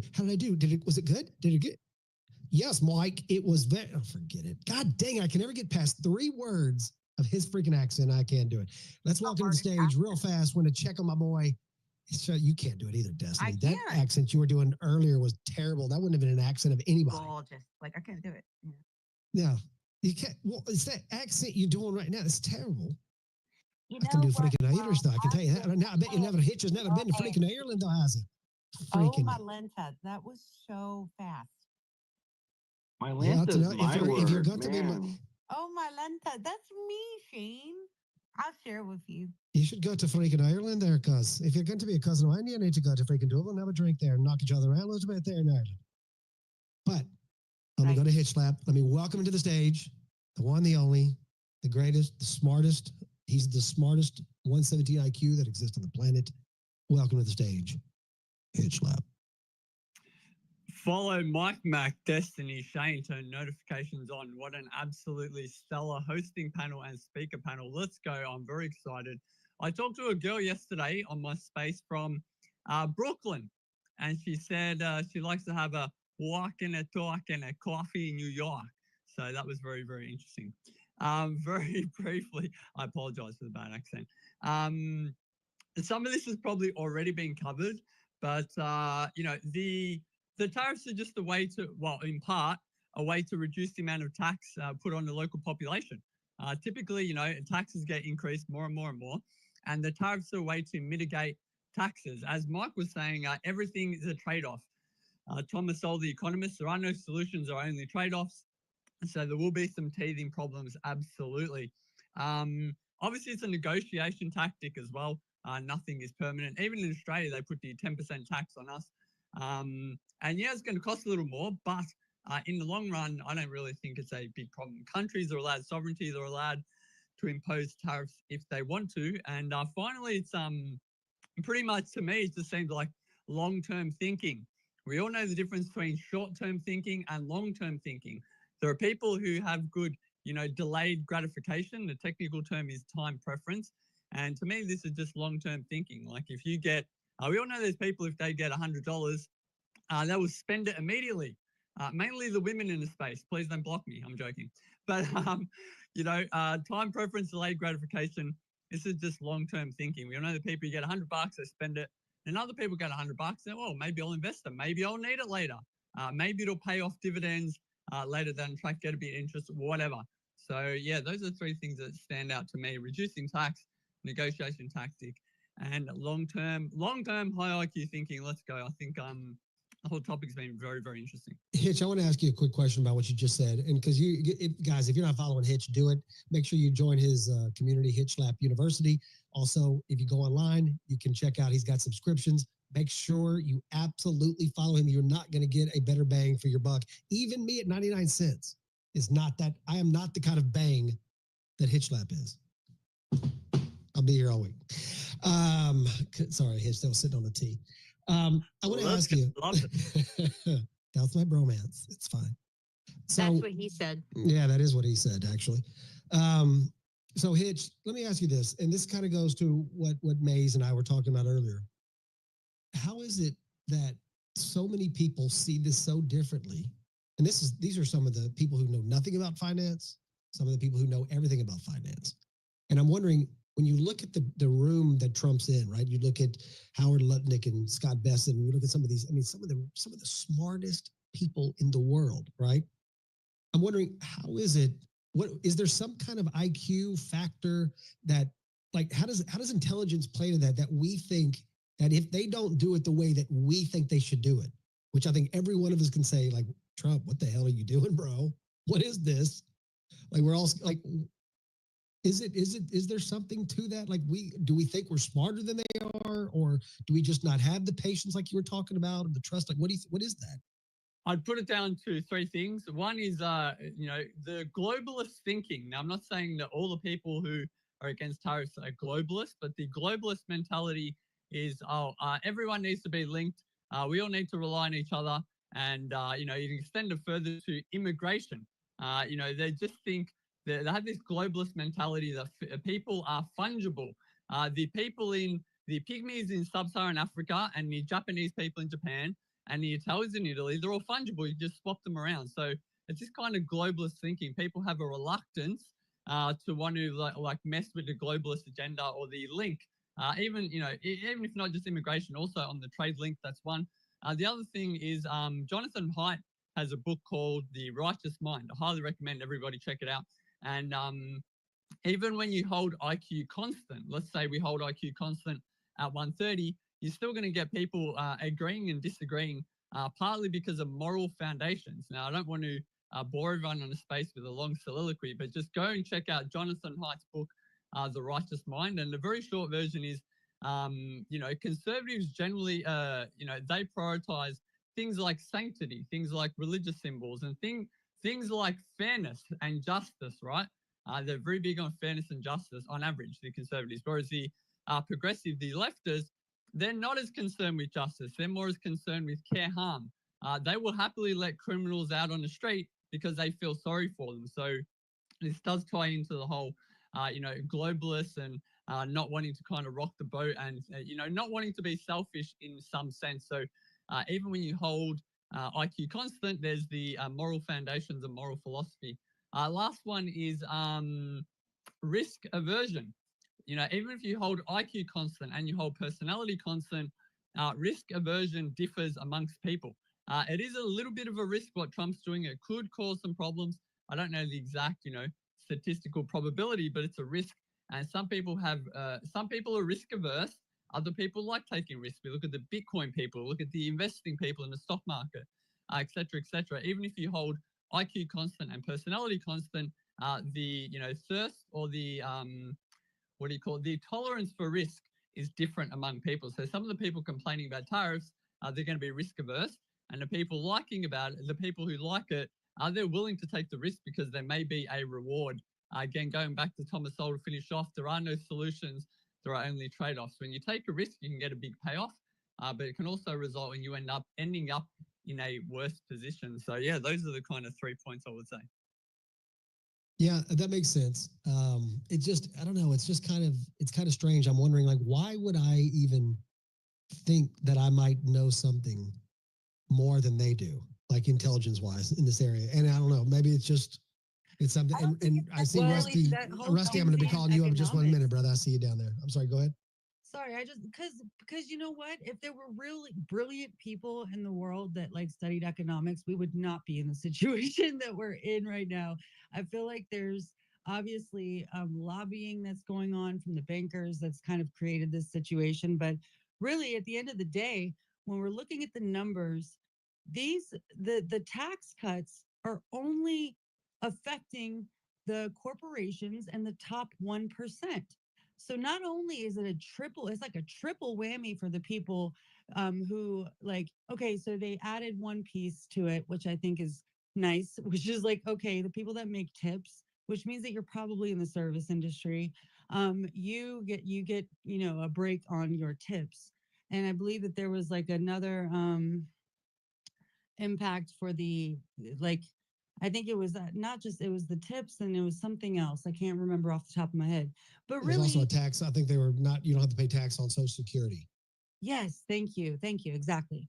Which is good, and I think that those are two pluses, right? However, unless you're making over $750,000 a year, that's where like the biggest benefits come in, and also for corporations, which is crazy. They're even still talking about making it the tax, making them pay even less than what they were saying. They were going down to like 35. Now they're talking 21%.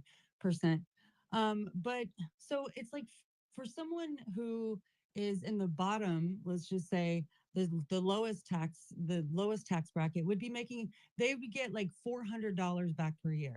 That's nothing, but they still have to now absorb the cost that the cost increase that are resulting from the tariffs. The small businesses that use supplies or anything from China to as a part of their business, they're going to be impacted. Close. I feel like that this could potentially, and I welcome information. Like if there's something I'm missing, please tell me. But I really do think that this is going to cause a greater disparity between the haves and the have-nots. And this is leading into kind of that perfect dynamic for stakeholder capitalism where corporations are going to be running shit. And I'm hoping, because if you look at even the decentralization, which I love, right? Everybody, like this pendulum swing away from the Biden administration has been great.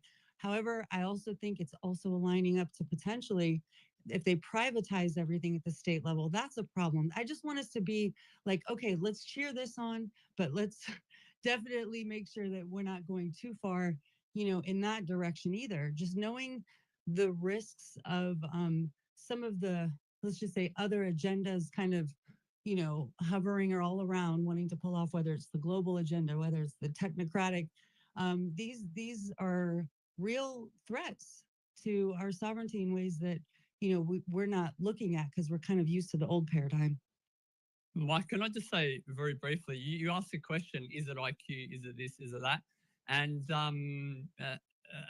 actually, more importantly, on Maze's point, there are no solutions, only trade-offs. It's true that the upper end might be the upper end of the kind of financial earnings, they may do better.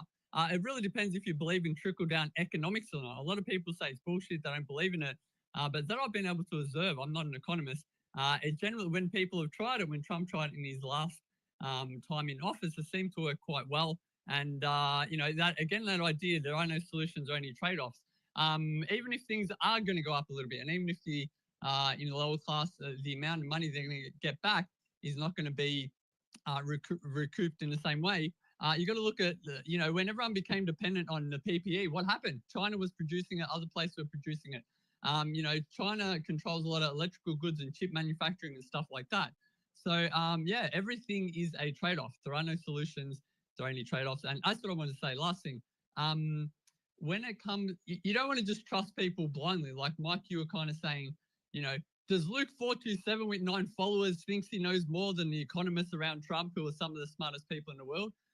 That is a very good point. On one hand, you don't just want to believe the economists blindly because they can lead you down the garden path. On the other hand, Luke 427 with 9 followers who knows nothing about economics should read a book or do some research before sitting in his mum's basement with Cheetos saying, I don't think the tariffs are a good idea. So, a bit of a balance, I think, is key. But, Mike, I do have to step down in a minute. I'll stick around for a bit more, but I want to thank you for calling on me, and I want to remind everyone to follow Wait, you, Destiny, Hitch, and don't Shane. you go anywhere Okay. because I got a hold little on. bit of time. Let's talk I about got a little trickle bit of down time. economics, Mr. Not Yeah. May says she's going to close the door. She closes the door so No, nobody can because leave. let's talk about Maze, it. are you about to say they should raise minimum wages because Bro, that doesn't have any no, bad I'm not. impact? Look, I agree that we need to be less dependent on import. I agree.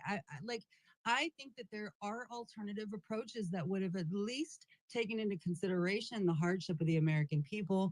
I think that there could have been time buffers put in there. I think that there's just because right now we don't already have a manufacturing, base right now that's strong enough to be able to like pull this off without it pretty much probably breaking the pockets of Yeah, but there's no better time to start, Maze, right? Like we have been screwed by this system. This system was set up for Americans to fail. So if the system fails, let it fail. We'll come up with something else. Sorry. So I'm talking about the trickle down economics has never been good for the American people.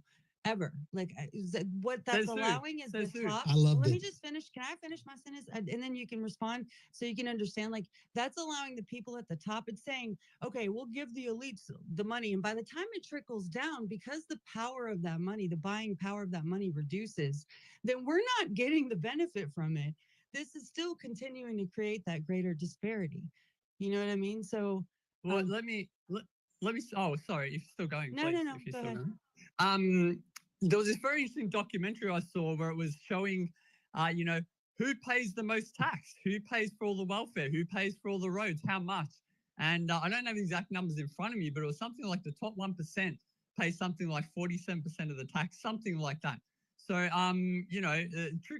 heard you say that trickle down economics never works. I'm not trying to be combative, but what makes you say it never works? Is this based on stats or intuition? What makes you say that? Well, that is why we find ourselves in a debt. I'm not so the quantitative easing. There's a lot of people that have different opinions around this, but what's happened right now, I think, is they're continuing to raise the debt ceiling. We're already the amount that we pay back is already beyond 100% GDP.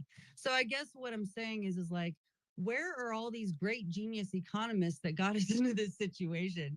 I mean, it's been the trickle down economics hasn't worked.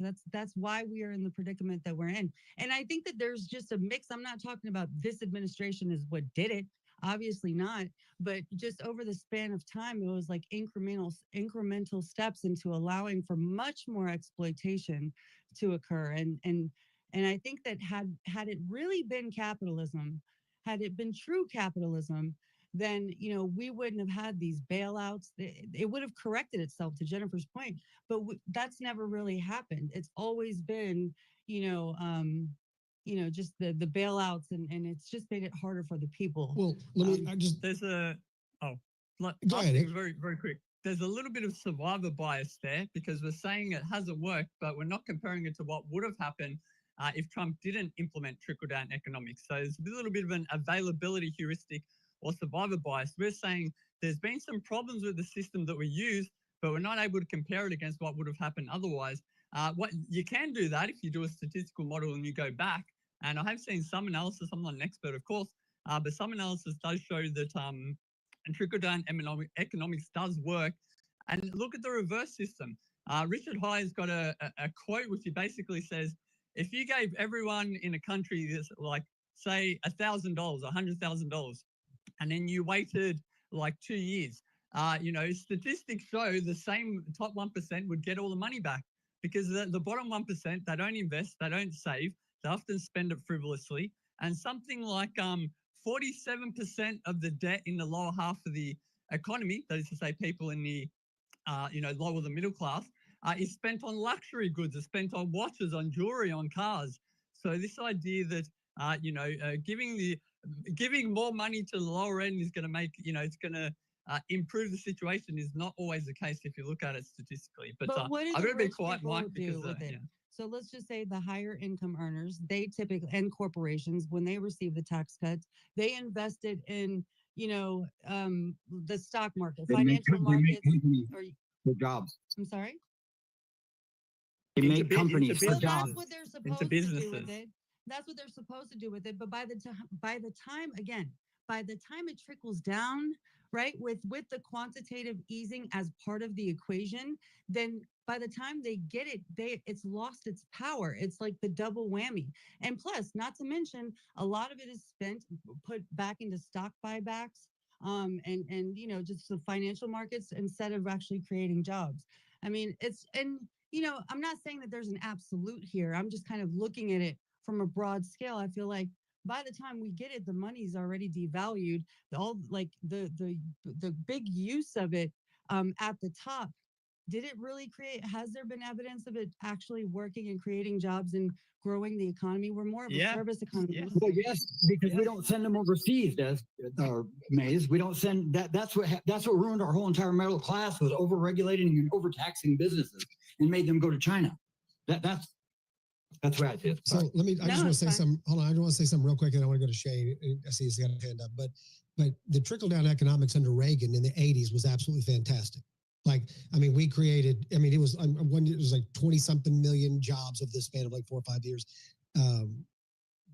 Basically, inflation dropped to almost nothing. I can't remember exactly what the percentage was, but unemployment dropped by half. And the thing is we can't look at the people who are rich and they have this money and the trickle down economics gets to us. If we don't have as much as them, or we're jealous what they have and they do certain things like that is, but if I'm comfortable with my life, then it should be okay, because there's never been a poor person that's ever created a job. It's always been a rich person, right? And I know we hate the rich people, but without them, there is we don't have a country. And also, if you go back to the tax thing we were talking about earlier, I mean, if you think about it, like in this country, like if you're single and you're making less than $15,000 a year, you don't pay a dime in taxes. If you're married, you're making less than $30,000, you don't pay a dime in federal income tax, like nothing. So there's not everybody at the very low end is paying taxes, but when you look at the numbers, and these are some numbers that came from the Trump's thing. So a married couple with 2 kids making $75,000 before the Trump tax cuts, they paid $4,600 in income tax. After the Trump tax cuts, they paid $2,000. That's $2,600. It's not a lot, right? But it is roughly a little over $200 a month. And for people that don't have a lot of money, that's investable income. A single filer bank with no kids making $45,000, just a single dude making $45,000. Before the Trump tax cut, paid $5,200. After the tax cuts, $3,800, $1,400, a little over $100 or so a month. Not that much, but it is something though. You know what I'm saying? And so then when you add on some of these other things like Social Security, and I think Trump's going to get rid of the income tax, because that's what tariffs do. Tariffs are actually an income tax. They're actually a tax cut without having to go through Congress. You know, it's actually a backdoor thing that Trump's got to work in here, because what Trump wants to do is Trump wants the freaking Fed to shut their goddamn mouth and get the hell out of our way. And if they're not going to do it on their own, if they're not going to stimulate this economy, then because Trump wants to weaken the dollar. He wants to break China, he wants to weaken the dollar. You weaken the dollar, all of a sudden now our exports are cheaper to make, and people can buy them overseas, and it makes more money. We hire more people over here. We also invest in digital assets, right? Because when the dollar weakens, people flee the dollar and they flee fiat and they go to digital assets, which brings in crypto. Now, if you don't invest in any digital assets, you can't speak on this, right? Because that's if you don't understand how Bitcoin works, and I'm saying this as an XRP guy, Bitcoin is the thing that goes away from that. Tokenization of art, tokenization of real estate. These are the things that people are going to have to invest in. This is the first time in history that the retail investors like myself have been able to front run institutions in order to get into these assets. The fact is that in this space right here, 90% of you probably, maybe 85, but I would say 85 to 90% of you invest nothing in digital assets. Nothing. Poor people who don't have a lot of money, they want to look like they have money. And so they buy the shoes, they buy the cars, they buy the houses, they can't afford, there's no furniture, they have no gas, and the freaking shoes wear out, right? That's a fact. You see it in schools every day, especially in poor schools. They look like they have money, but they do not have money. They would never think to invest that, you know? So can I make a quick comment on the Reagan? Absolutely. I'll shut up. So in that era, the Reagan reduced the top rate from like 70 to like 28. And even though the GDP grew, the benefits of it skewed heavily towards the rich. The top 1% income share doubled from like 10 to 20%, or roughly around that by the 90s, while the median household income only grew 1%. Well, True. No, I get that. I get that. But you got to understand, the rich is always going to grow more. They're always going to benefit more, because it's like, for instance, if we were like, people say we want to have a minimum wage, right? But a minimum wage where? Because a minimum wage in New York City is not a minimum wage in some little small town in Alabama. In small town Alabama, you put a kid on a $15 minimum wage, you just shut down an entire company. You just shut down an entire local business. You have 3 employees and they're all making $10. Now they're going to make $15. You just had to fire somebody. They don't have a job. They're living in a town where they can't get another job because they all have to pay $15 too. So the thing is what I believe, and again, what I believe that he's doing is he is literally redoing and restructuring the entire, see, the thing about our debt is the GDP, the only way you can offset the debt is to grow GDP faster. First of all, let's be clear real quick, and I'm gonna stop my rant. I'm sorry, Maze, I'm just battling right now. We're never going to pay off. There is no scenario where we can ever pay off 36 trillion. And if Trump or anybody tells you we're going to pay off the freaking debt, they're lying to you. We're never paying off $36 trillion. That's never going to happen, right? But we can grow GDP faster. We can also lower the if you increase the value of the dollar. Now the debt that you owe can also be refinanced at a lower rate. Right? So it doesn't take up as much of our GDP to be able to pay back that loan. And that's the one thing Trump wants, is he wants to be able to refinance the debt that we have. You start getting the Fed to buy the debt because it's a cheaper price, things start to look a lot better. Quantitative easing puts in cheap dollars, which makes our products easier to sell overseas. Wow, just think if we have tariffs in place, how easy it will be to sell our stuff to those people in those other countries because the dollar's now devalued. You see what I'm saying? And so, and again, I'm just saying the stuff that I'm trying to figure out. I'm like you, Maze. I'm just trying to, like, I know, because I know the way you think. Like, we're just trying to figure out these things, and and then all of a sudden I hear something tomorrow, and everything I just said right now didn't make a damn bit of sense. So, I don't know. But it seems like it makes sense to me in a strange way, because I think personally everything is going to tokenization. If a kid in Africa wants to buy an investment with Grant Cardone in a real estate venture, he can do it. If Grant tokenizes his digital real estate, that kid now can upload through his wallet and through his Bitcoin or through his XRP or whatever, he can buy tokenized real estate with Grant freaking Cardone, and he lives in a swamp. That's amazing to me. That's just amazing. And now you've got investors from all over the world investing in Grant Cardone's venture. I think where we're heading is amazing, but to be honest with you, I think it's got to break. Somehow, like Jennifer said, I think it's just got to snap. In some way or another, it's got to snap a little bit, but nobody's had the guts to do it. And you're talking about the one president who doesn't give a shit. I don't care. I mean, this is what's best. I'm going to do it. I hope it works out, but it may not work out. I mean, it might not. I don't know. I mean, I'm hopeful. No, it's just like that Yellowstone scenario where they're just like, all right, what do you think we do? Fuck it. That's kind of where we are. It is almost. You know what? We've gone through everything else this past 4 years. Fuck it. Oh, let's just do it. Real quick, Savvy, and I'm going to Destiny. Sorry, Destiny. Oh, I got it. And Shane too. Sorry. I'm so sorry. Last thing I just want to say real fast. Somebody said this. I think it was in Donish's space earlier. Someone gave an analogy. The United States right now is that dude on steroids. Looks fantastic. Muscles, pumped, jacked up. The dude looks like a freaking monster. The insides of his body are rotting. You know what I'm saying? Yes. And so it looks really good, but it's fixing to rot and tear the entire outside down.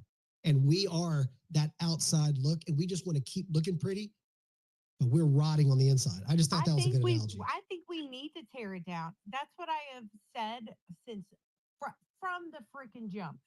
When what if President Trump comes back and does this good? Tear it all down to the studs, man. Savvy. Let's even go and look at the foundation. We got cracks. All right, take a sledgehammer to that bitch.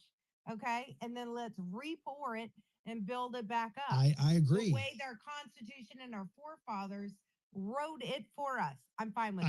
I agree. It'll hurt for a minute. Let's go. I swear to God, this is the last thing. I swear to God. I looked at one of my investments in digital, in tokenization. It's a crypto. It's called Ondo, and BlackRock's involved in it. And look, you can say whatever you want to about BlackRock, but if you're going to invest, freaking find the people who invest the most money and do what they do.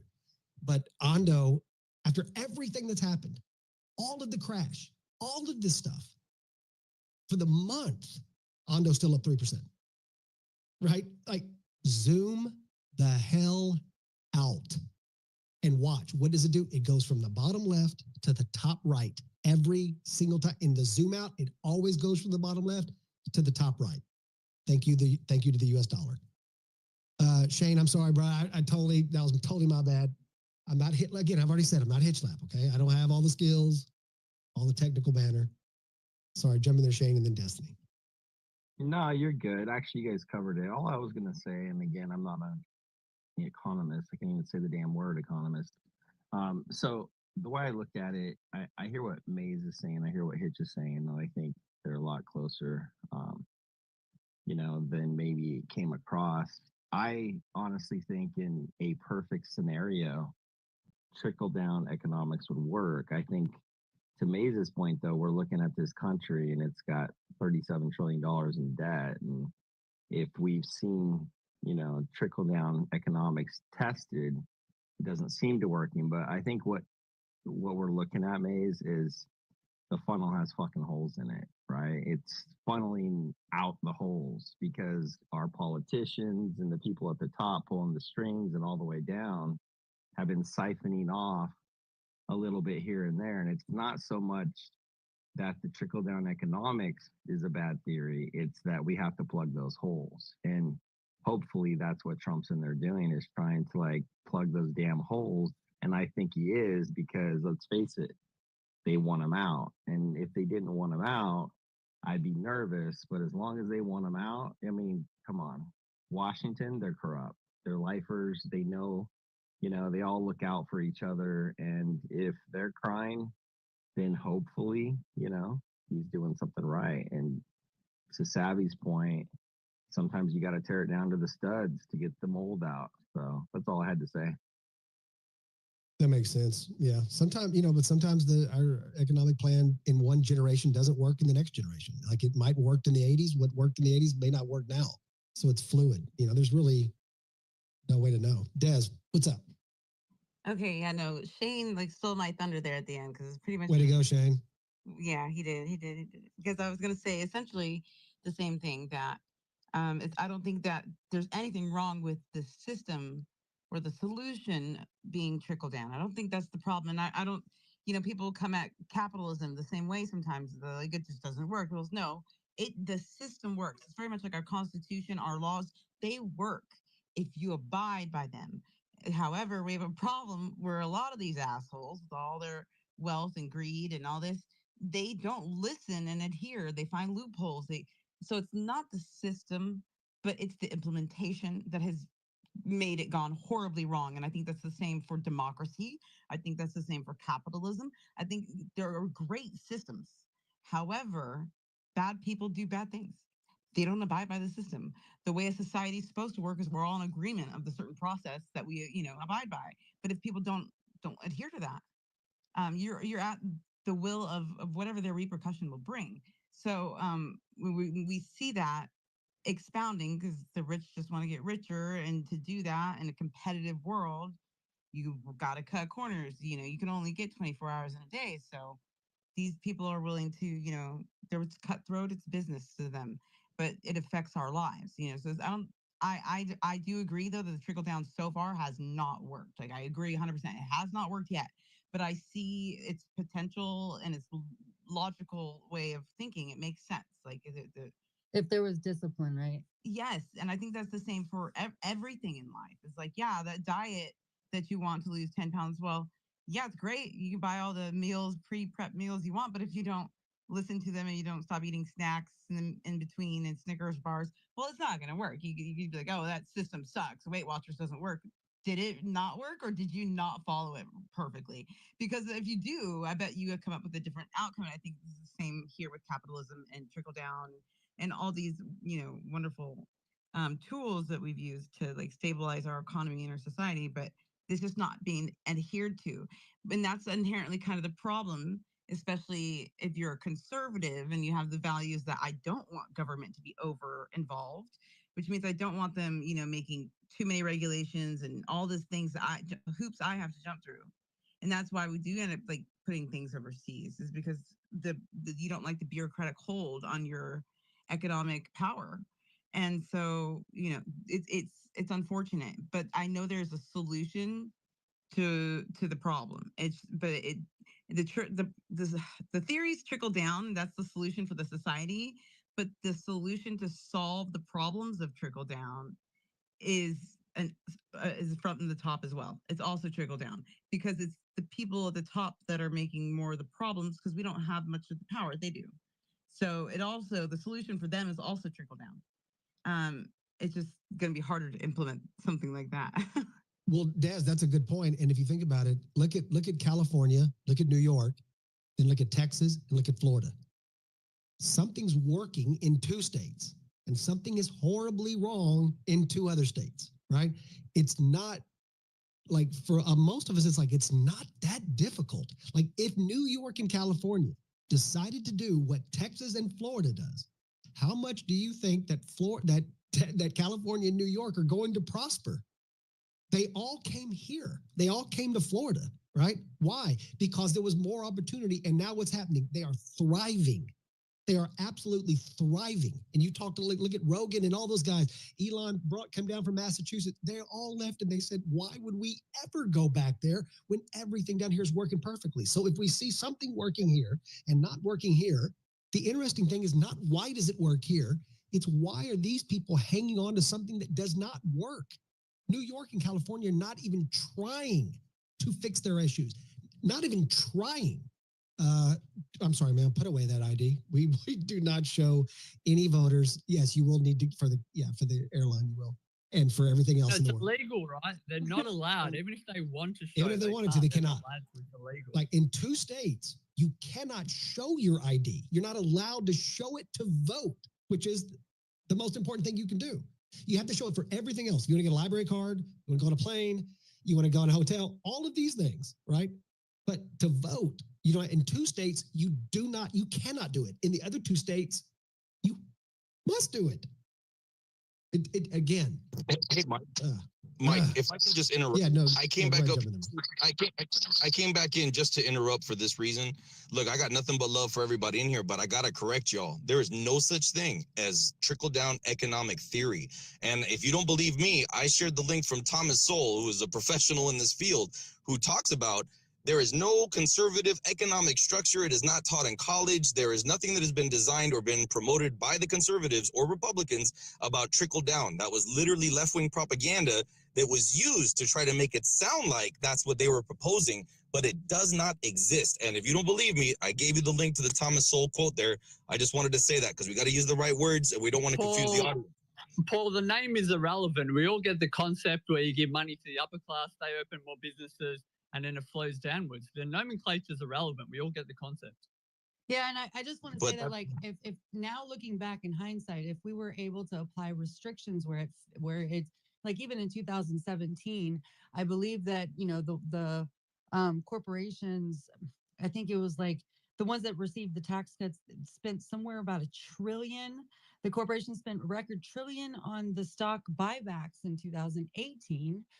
In order to kind of, benefit the shareholders, things like that, like we can learn from that and like put some restrictions in place, regulatory things in place where it's like, okay, if you're going to benefit from this to this amount, then you have to, kind of following the rules of what it's supposed to do to Hitch's point, which is to create more jobs and, kind of benefit the economy. Well, Maze, it's what it goes back. And I hate going back to what Destiny freaking says, but it's kind of like Destiny said.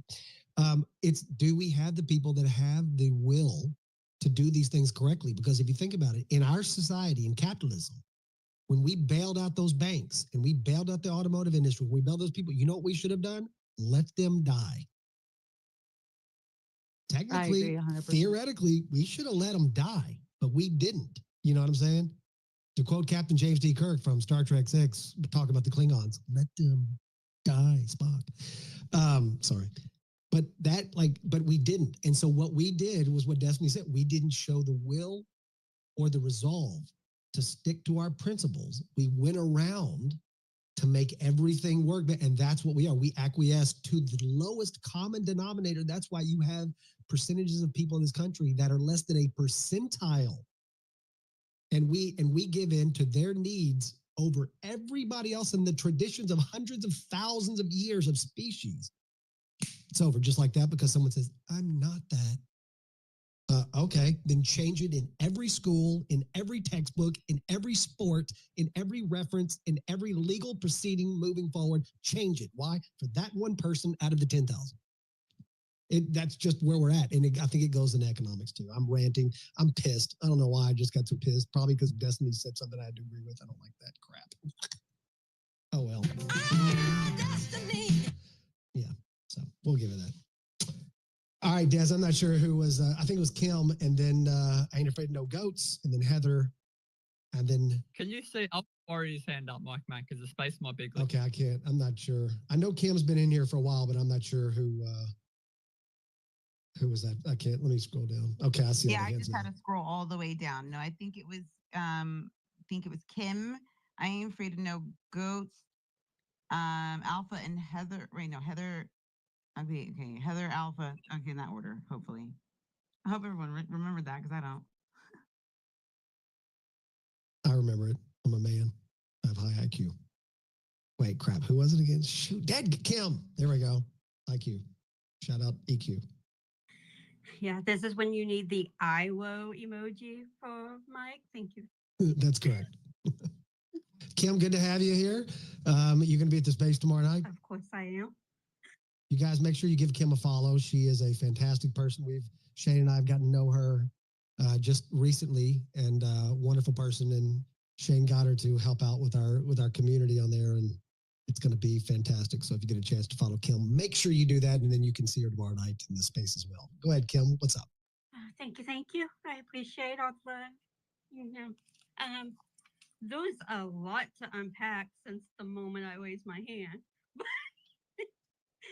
But I will say that I think containing everything that has been talked about in the last 30 minutes, it kind of goes back to your initial question of, the whole, how does God fit into it? And why, or is it so hard for us to sacrifice? And that initial question is because if you think back to a time when God was more present, our values were the kind where we valued integrity and honesty, and we would go and do business with our neighbor down the street, and we put a face to that, right? Like we knew that we were helping Joe down the street, and our money helped him, and it was a community kind of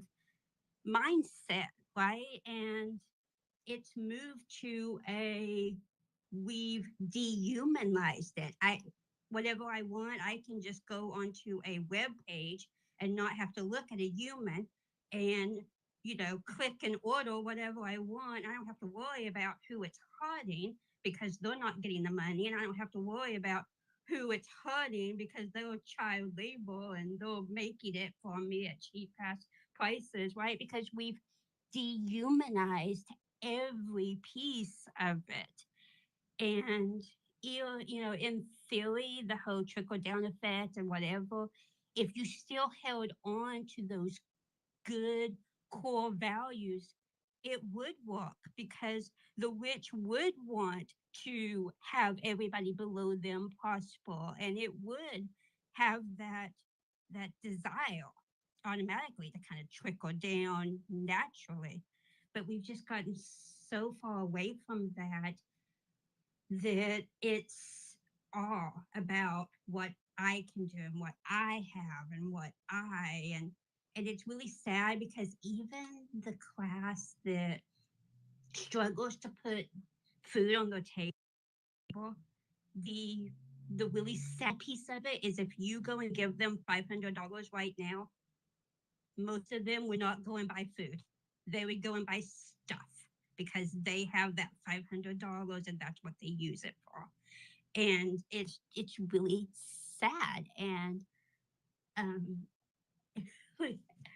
I don't know. And Mike could probably tell you because I did a post on the whole stock thing this week, and my post was, I don't buy stock because some expert told me to. I don't sell it because some expert told me to, because my faith is not in man, it is in God.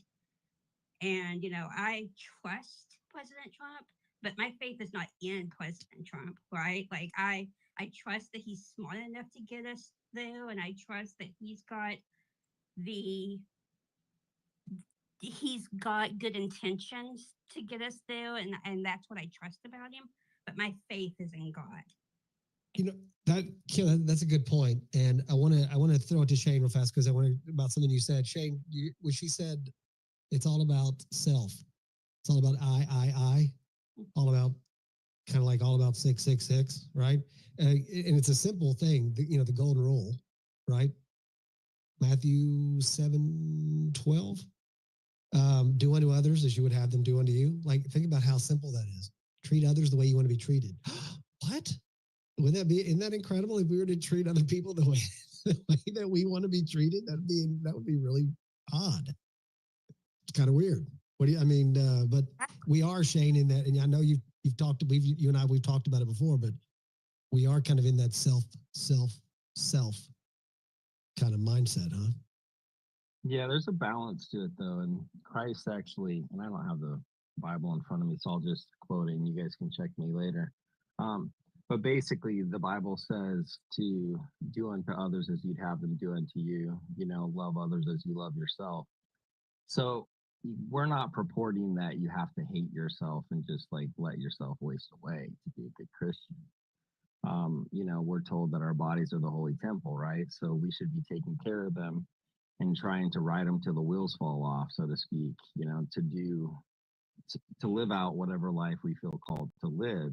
Some it's, to like wake people up to the truth about, politics. For others, it might just be to go out and, make a good meal or build a house or whatever the case may be. But when you take advantage of others, right, and abuse others for your own gain, that's selfishness. There's nothing wrong with taking care of yourself and taking care of your family. Somebody put it to me like this when I was younger. I was pretty imbalanced. I thought, oh, I just have to sacrifice, waste away, and didn't really have a good idea of the balance. And this old, minister explained it to me like this: the nutrition goes into the tree through the roots first, then to the trunk, then to the branches, then to the twigs, then to the leaves. And then the leaves take the sun in reverse, right? And so there's an order to the thing. And it's important, that we keep that in balance, that there's this balance in nature from the trees, rather from the earth up to the leaves and from the leaves back down to the earth. There's an order, there's a balance. So there's nothing wrong with, taking care of yourself, but yeah, you definitely shouldn't take advantage of others. I don't know if that's what you were getting at, Mike, but that's what came to mind. Yeah, no, exactly. Yeah, good points. Shane not having his Bible in front of him, it kind of let down a lot of people in the audience, but we're not going to say anything. It's okay. But just next time, maybe have it with you. And who had? No, I'm sorry. Go ahead, Kim, and then we'll get to these other hands. Sorry, yeah, it was just that's exactly the thing, right? It's needs versus wants. And to both of y'all's point, you can take care of your needs and other people's needs before you give in to the wants. But that whole process has kind of been skewed, right? Because people are, oh, I need those Nikes. I need that Amazon. No, it's not a need. A need is, the foods, the health, the roof over your house, the love. Those are your needs. And that's the piece that people, because the whole priorities have changed, the way they measure success and value is with things and not love and those kinds of pieces. And I do think that some of it is we're doing generations an injustice, because I'm going to age myself here, but I remember when we were taught economics in school and how to balance our checkbook and all these other things so that we knew to take care of our needs versus wants, and we could live a better life without having to be in that 1%, right? Because Agreed. and we're not teaching our kids that because no, they'd rather teach them ideology and that kind of stuff instead of those basic like necessities. Yep. No, I think you're spot on, Kim. I appreciate that. And by the way, make sure you follow Kim. Join us tomorrow night. She'll be there, space, 8 o'clock Eastern, 7 o'clock Central, and Shane's Bible space. So make sure you follow Shane as well. Turn notifications on, and you will be there when we're there. And it'll be a lot of fun. But yeah, I agree with what you're saying, Kim. It does come down to what do we need versus we want? What do we want? And I think we've kind of lost our way on that. But hopefully we get it back. So we got a lot of great people in this room, though, that understand that. I ain't afraid of no goats. Had some comments earlier on some of the financial things we were talking about. Jump in there, brother. How are you?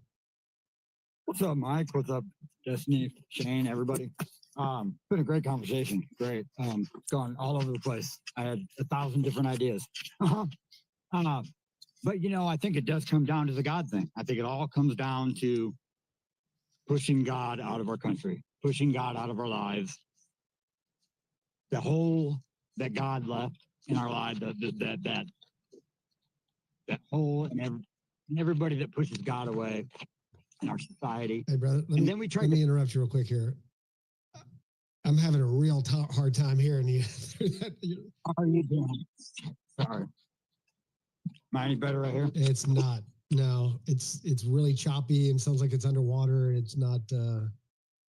Why don't we do this, Rafat? Why don't you see if you can tell us in a couple sentences, and then maybe we can talk about it afterward. We need God back. We need God back in our lives. That's it. Mic drop. Sorry about that, brother. Yeah, test that mic out and come back. But no, absolutely, we do need God in our lives, and unfortunately, God has become other things. Moving forward, I hope that we do kind of heed to that. But you never know. Mike, you said you had to go. I got the space for 5 minutes. Go. I got this. Shut up, Destiny. I didn't tell you to tell everybody that's a private deal. It's not private no more, is it? Okay, we have some hands up. But who was next? I'm sorry. I think was it Alpha? Alpha, you next. Go. Wait. Yep, go ahead, Alpha. I was actually Coyote and Heather were before me. Okay, I don't even see Coyote's hand. So, and I do see Heather's though. Go ahead, Coyote. Hi, thanks. Oh, Heather, then Coyote ladies first, I guess. There we go.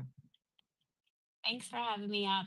This space is absolutely amazing. I've just been hanging on every word that everybody has been saying. And on the faith side, what was coming to mind, as everybody was talking, especially earlier in the space, is pain is the touchstone of spiritual growth. And that has been my experience in life. And then also faith without works is dead.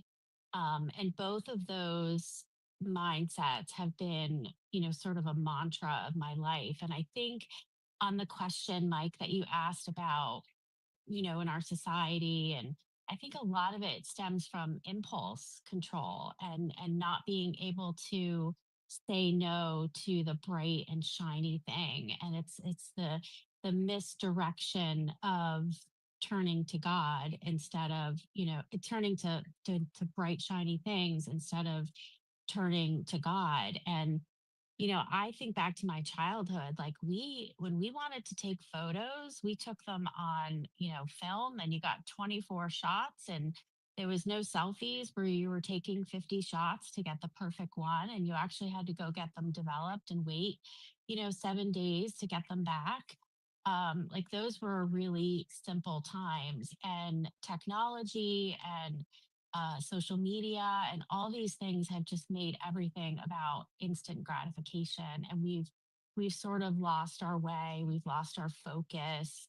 And I do think that there is some truth in the fact that if you do give somebody $500, like maybe they're going to go, blow it on eyebrows or, Botox or something like that instead of, paying off a bill or, feeding their family or, something else that's more, reasonable. But I don't know what the answer is. I just know that I couldn't live my life without a higher power and turning my will over every day over to a higher power because that is my absolute source of strength. My number one relationship is my relationship with my higher power because if I don't have that, I have nothing else. And God teaches me to be giving and loving, as it says in the St. Francis of Assisi prayer, like to understand rather than to be understood, to love rather than be loved. And I think if you take that mindset, like it just makes life so much easier. And I'm running for a school board in my area, and one of the topics of conversation is cell phones in schools. And I've kind of taken the standpoint that I think cell phones should be banned completely, like K through 12, because of that impulse control. Like, I think our kids just lack that mindset and they're always looking for that next notification and that next like and that next comment. And, I think our kids are in a hell of a lot of trouble if we don't like, get a handle on that. So, sorry if that was a big ramble. I just didn't, there was just so much going through my mind in the space and like it could go in so many different directions. There's just been so many good topics, but I really just wanted to lead with that faith mindset because that for me is everything. Thanks. Yeah, I think something started to go wrong in the classrooms when we stopped doing the Pledge of Allegiance. I'm sorry, but I'm that person that I think that we should have never let that go. It's not that it was like being forced, but I thought it was just like a tradition that all Americans partook in. I was proud to do it, and so, they took it out because of God, which is just the most annoying part of the whole scam of them taking it out of schools because it removed people's identity with our country.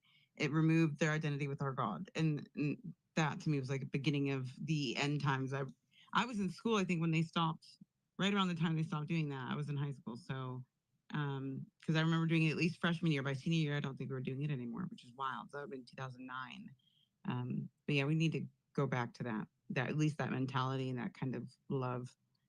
Go ahead, Coyote. How's it going? Appreciate it, Destiny. I agree with you on that, and I also would go as far as to say, we've gotten so far from our Constitution that it's scary.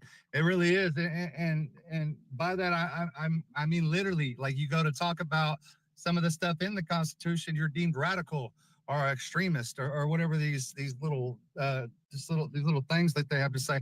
I will say when it comes to all this tariff stuff and like we don't know, this is uncharted waters for a lot of us, and it seems like a lot of people, especially on the left, they became these tariff experts through AI and all that. But my thing is, it's like I was telling Shane the bench, it's like we have to find the balance because something's not what's been going on in the past. It hasn't been working. We need something new. And with that, it's going to come some bumpy roads ahead. That not every day is going to be the best day. And that don't mean that we need to, go to criticizing and chastising our president when that happens. But at the same time, it doesn't mean that everything, whenever he endorsed Lindsey Graham, did not like it. Do not like it. You're not gonna sell me on it. But then again, I have trust and I have the hope that things are gonna, all this has got to be, for the better, ultimately for the bigger picture. And that's all it is, guys. We just can't get down on our luck and just, go to this doom and gloom.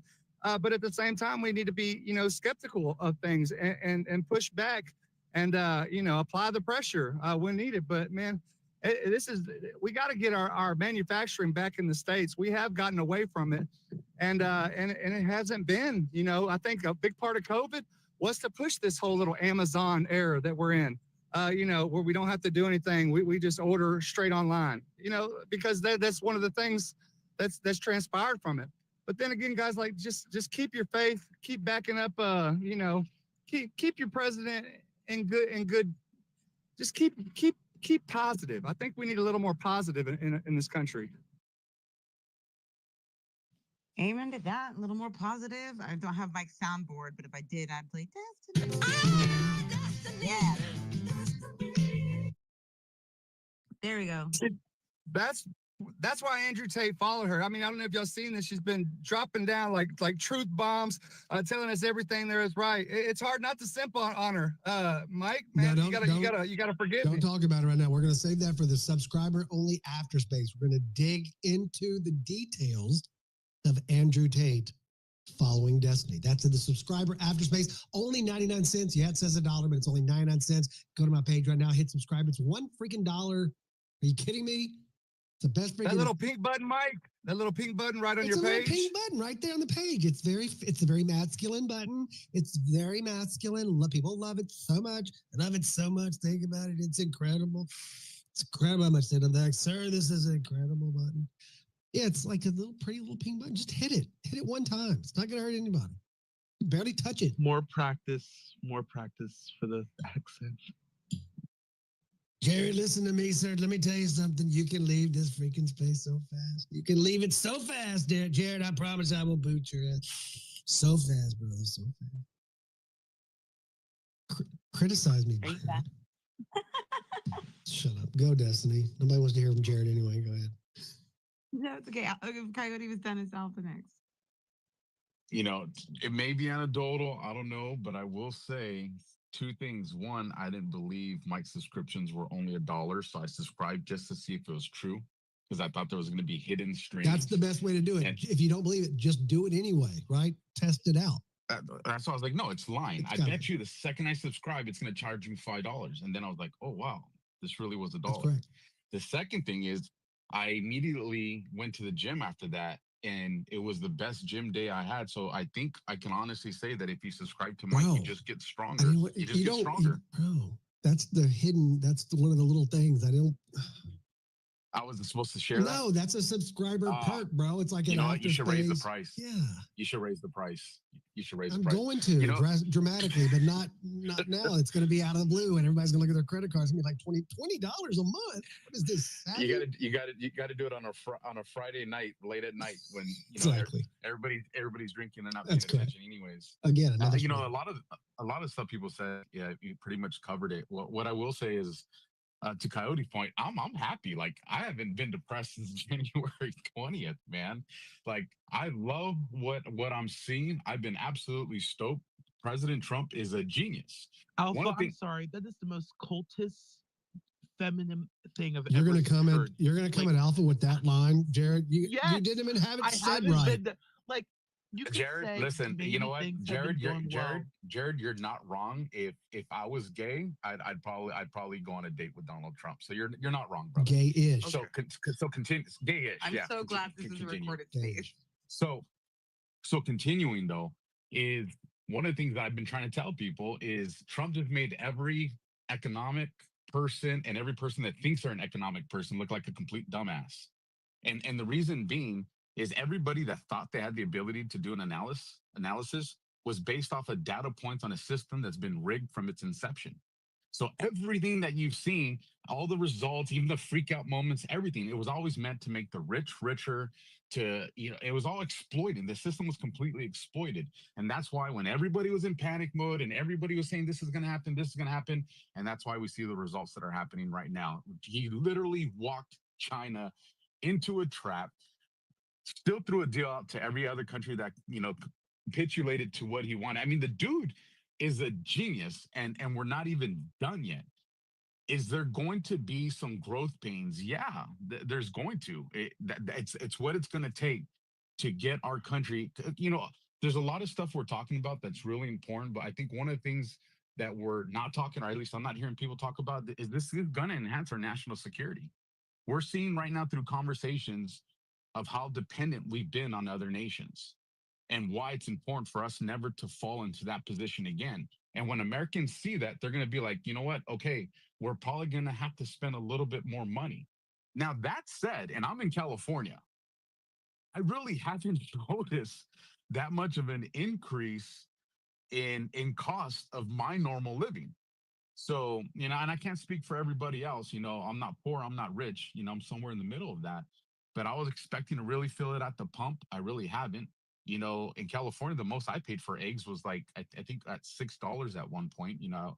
We didn't hit the $10 ones, at least not that I can remember of. So I think that Trump has shown week after week after week that everybody that's trying to scrutinize them is doing it based off of information that's just incomplete. None of us, as much as we think we know, none of us are in the Oval Office. He's showing, not just through him, but through the other people he's appointed, that we're not getting leaks. And the reason he's able to pull off this tariff maneuver is because of that. And you saw that Democrat, whatever his name, flip out in the hearing today is, oh, what's going on? Why didn't we know it? Because there's no leaks. And that's why he's being able to pull out these maneuvers. There's not even leaks to the good guys. Like that's the operational security that this guy's putting into position, and we need that. And so I would just tell everybody, smile, because we haven't even gotten to the juicy part yet. China's going to try to respond back with something, and that's something they're going to respond back with. Trump is already 3 steps ahead of that, and you are going to see this nation that has exploited our country brought to their knees. And this is going to make a fair trade balance, not just for our country, but there's a lot of other countries out there that have been exploited. And I think what we're going to see is this entire system is going to be brought down in a controlled demolition. A lot of people are going to try to sell it as a chaos demolition, but it's not. It's controlled. And I think just what we've seen in these last few weeks should give us confidence in what this man's doing. Hey, Alpha, real quick, and before we go to Leon, I wanted to just I just want to ask you one quick thing and see what you thought on this.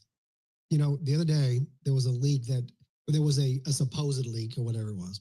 Heck, Trump may have taken the supposed leak and said, you know what, that sounds like a deal. Let's do that. But it was that Trump would suspend the tariffs, right? So he does a temporary 90-day deal for the people that are going to him to do these negotiations, right? Now imagine this. Let's say they said it could be 70, but let's take the low end. Let's say there's 50, right, countries that want to do this. Every time that they make a deal with these tariffs, with one of these, they're going to make an official announcement, right? And every time they make an announcement, you're going to see the stock market, crypto, the financial industry. You're going to see them respond. The other day, it was just the rumor of a leak or whatever it was, and it shot back up. Today, I'm looking at my investments right now. My top 1, 2, 3, I'm looking at 35, 25, 23, 22, 21, 20, 19, 18, 17, 17, 17, 16. Those are my top 12 or whatever it is, right? That's today. Some of these I'm already back up on the month. Right now, my 3 months still got a ways to go.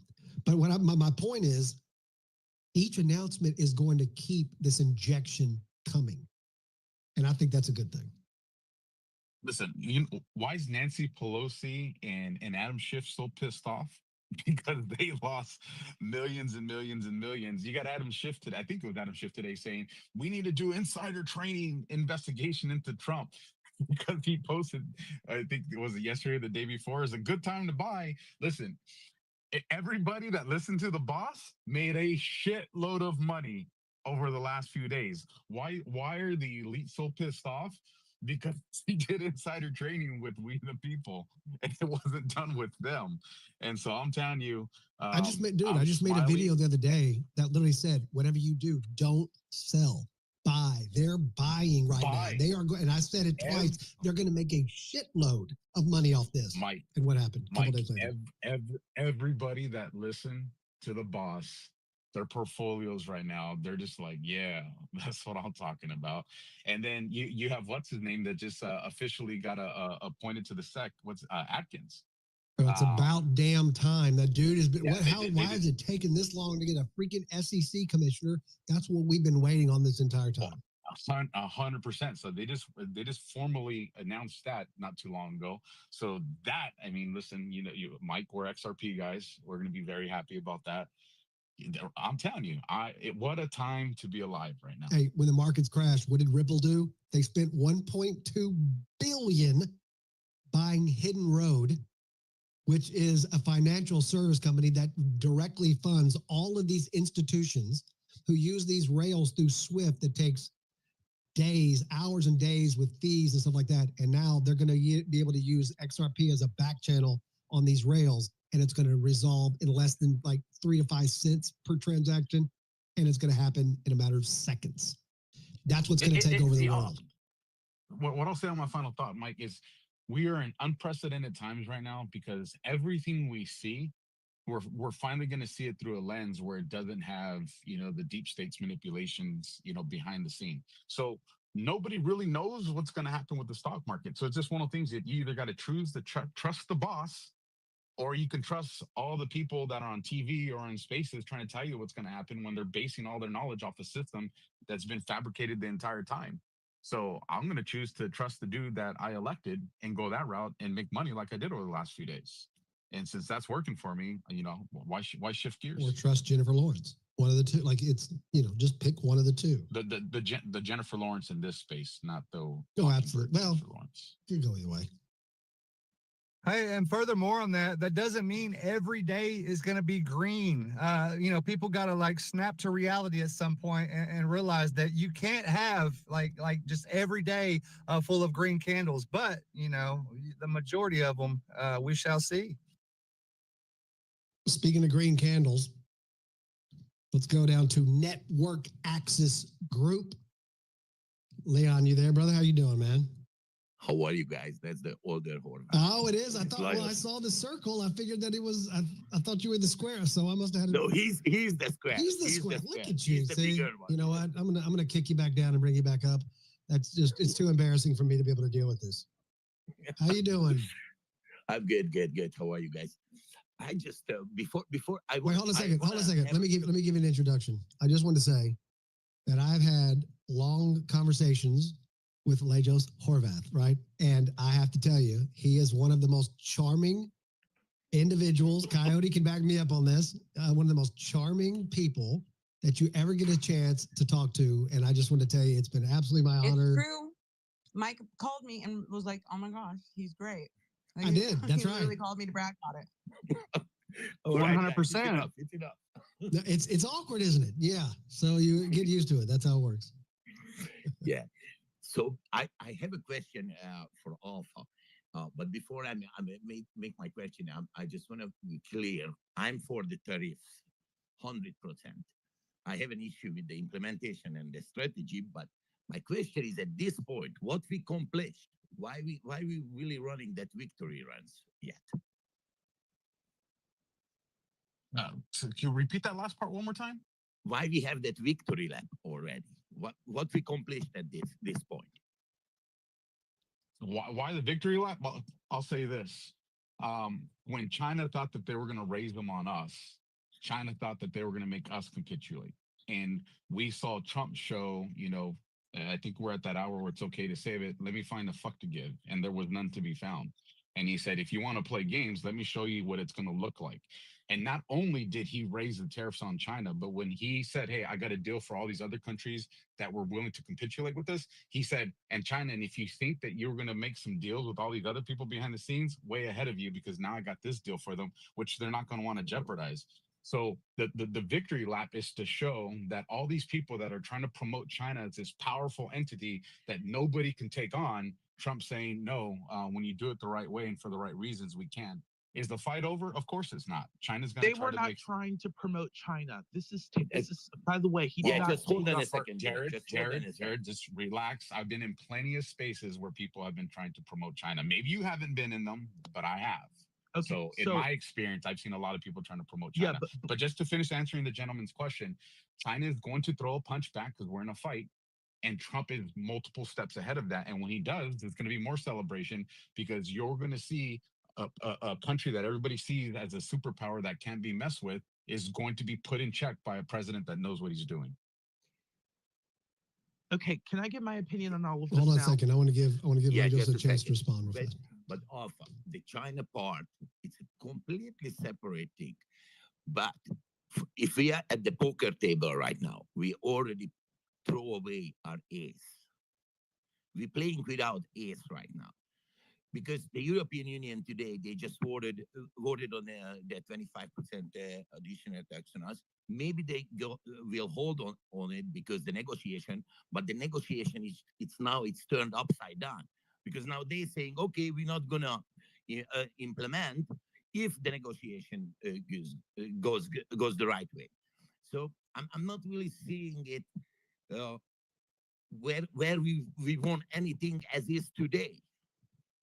But Lejos, don't you think it's possible though that this is them saving face? Like if everything goes okay with the Americans, then we won't impose our 25% tariff back on the United States. When they show up in person, it's like, yes, Mr. Trump, what can we do? What can you do for us? Mike. And then they get to save face with their people. That's in my mindset. I'm just thinking that might be the way they're thinking. The problem is, why we have to do that is because the messaging, it was completely fucked up from the beginning, because they brought in the manufacturing, bring back the manufacturing to the US. This tariffs is nothing to do with manufacturing, because if you want to bring back manufacturing, you implementing tariffs by product categories, and that's it. So they know that's not going to end well. But the thought process that you're using there is based off of the way people have analyzed tariffs in the past. Which is part of a system that's been completely a simulation.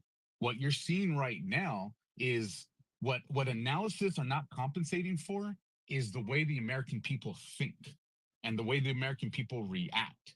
And when American people see, oh, Europe wants to do this when we're trying to do something to protect our country, oh, this country wants to do that, that makes the American people reflect and be like, you know what, these people really aren't our allies. These people that we're sending all this money to really don't give a shit about us. And we really do. It's the residual effect of how people are going to be like, you know what, even though manufacturing may have not been the strategy, it was always part of the strategy because it was going to be a positive consequence, even though it's an oxymoron, of what was going to happen, because people are going to realize how important that is. Now so people are going to push for now that. we mix matching message. That's never the right way. And I'm on right side. I'm on your side. I for the tariffs, but still, I don't think we have anything as is this moment to be so happy about it, because right now we just freeze the moment to change the messaging. And actually, they needed to change it because the messaging, it was so off the track. I personally agree that the messaging could have been, I think it could have been done a little bit better. And I think that manufacturing is going to be a good byproduct. I think it is going to happen to some degree. But personally, again, this is just my perspective. But Mike, Hoyts can be the byproduct. When, let's see, every country will say, okay, we drop all the tariffs, we do what you want to do. So what's happening with the manufacturing that point? Nothing. It can't be. That's not the way how you're bringing back manufacturing. And that's why they shouldn't brought up that. It's the tariffs itself for negotiation. It's a good enough message. And not just, it's not just manufacturing that's going to benefit us. There are other people that are going to see this. That's other right. countries That's that are going right. to see this. You're absolutely right. Other countries are going to see this opportunity to be like, you know what, we can capitalize and become trading partners with the United States. And then by result, that opens up, it gives us more negotiating power with the countries that we're hitting with tariffs.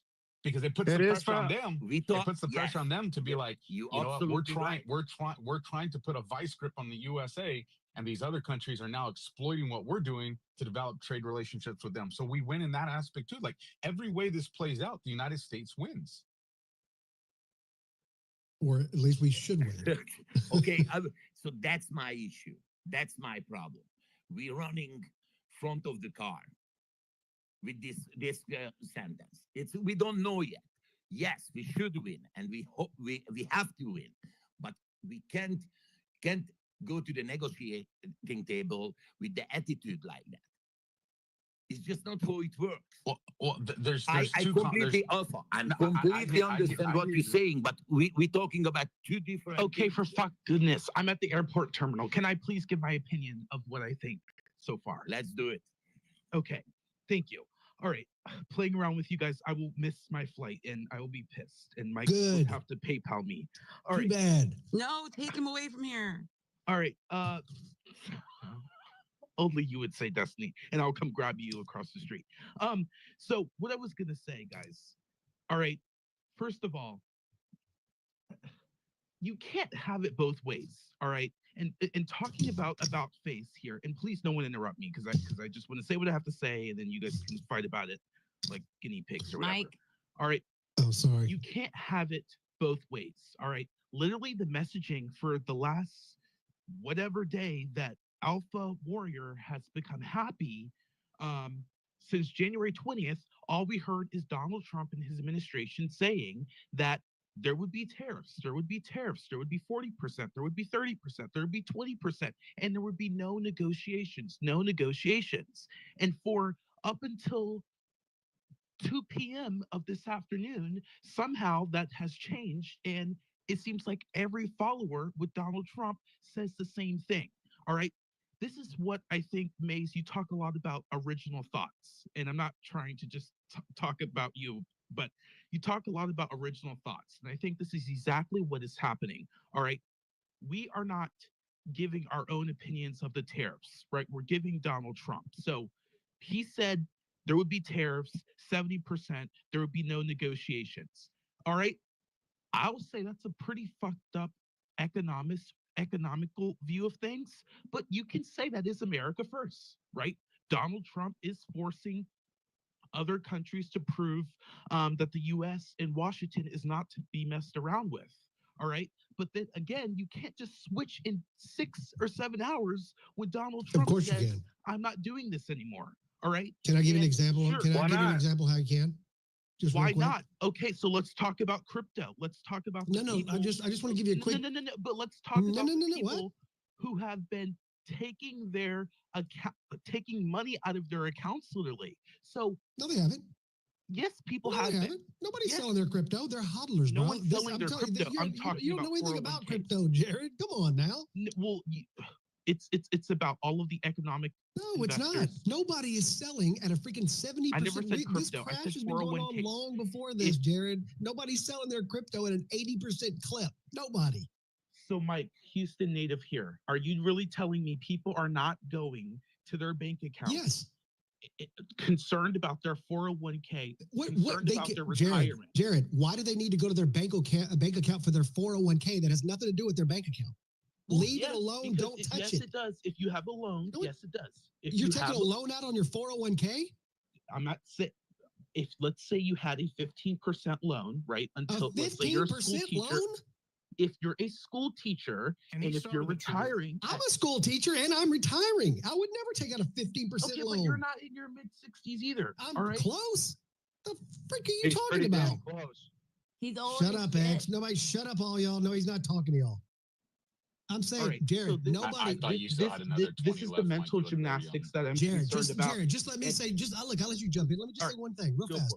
You're saying that you can't have it both ways. Imagine being a football coach, which I've been before, and saying that you're going to go in. We're going to be we're going to play smash mouth, but we're going to run the ball the whole time, right? And then all of a sudden, guess what? Because their cornerbacks get injured, because their freaking linebackers are injured, or what? I'm just making up a scenario here. Whatever they did, now all of a sudden, guess what? We're throwing the ball. You know why? Because they got 2 backups and they can't freaking play. They're throwing them all day. There's no reason to ground and pound and keep it close. We can just wipe them out right now by throwing the football. That's it.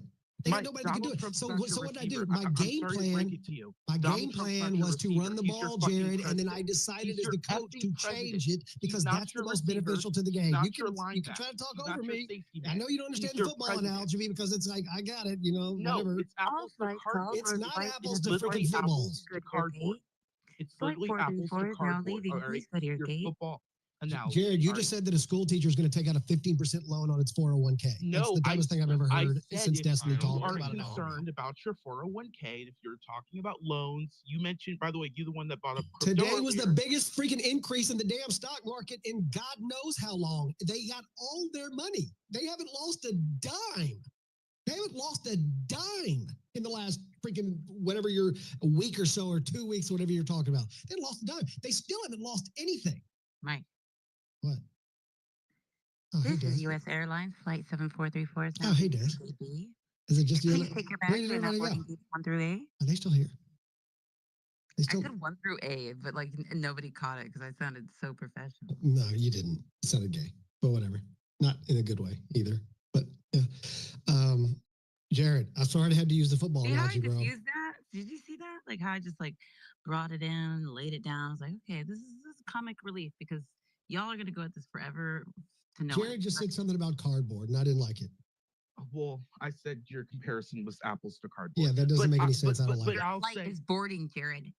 But I am. I'm literally. I just got my Starbucks. Now I get the freaking. Now I get the airline reference. Okay, that makes sense. Yeah, I was in the Starbucks line. Wow. But all right, I'll just say that, Mike, I think it's just dishonest here. I think if you were very happy and giddily about tariffs up until 2 p.m. today, and then now you're saying, oh well, Donald, the Dow has went up what 3,100 points. Jared, nobody in this room knows enough about tariffs to go in their own private life and say, okay, I'm so excited about tariffs. Nobody knows enough about tariffs. If Trump says he's doing it and it's working, then do it. So if our stock market's everything. 30%, then I want to take So, it. Mike, what you're telling me is that you see everything through a sports analogy. No, which tells me sports that analogy. you're going to see. So you just trust Donald Trump on. He's not. He trusts. That's why I voted for him, to be my leader and to be my proxy. Sure, and to be yes, that's exactly what I trust Trump to do it. More than that, cult leader, to be a transparent president. What are you talking about, bro? I know Why do you I'm a hate Trump racist so because I bad, didn't vote Jared? for the freaking black woman. I get Jared, it. I honestly don't think it's Jared, about. just a quick question to kind of maybe put in perspective. You're about to get on a plane. Do you know how that plane works and how it flies to get into the sky?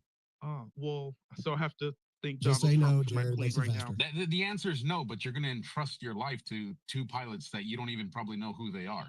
Sure. It's about having Maybe the they're funnel. maybe they're a DI hire from the Clinton administration. I don't know. And when he has to deviate his flight pattern, Jared, guess what? I don't go. We didn't have that worry prior to 2020, Jared. But the thing is it's about really? You want to talk about all of Jared, the don't shift gears here. It is 8:53 p.m. on the East Coast. Before you board your flight, please not talk over each other.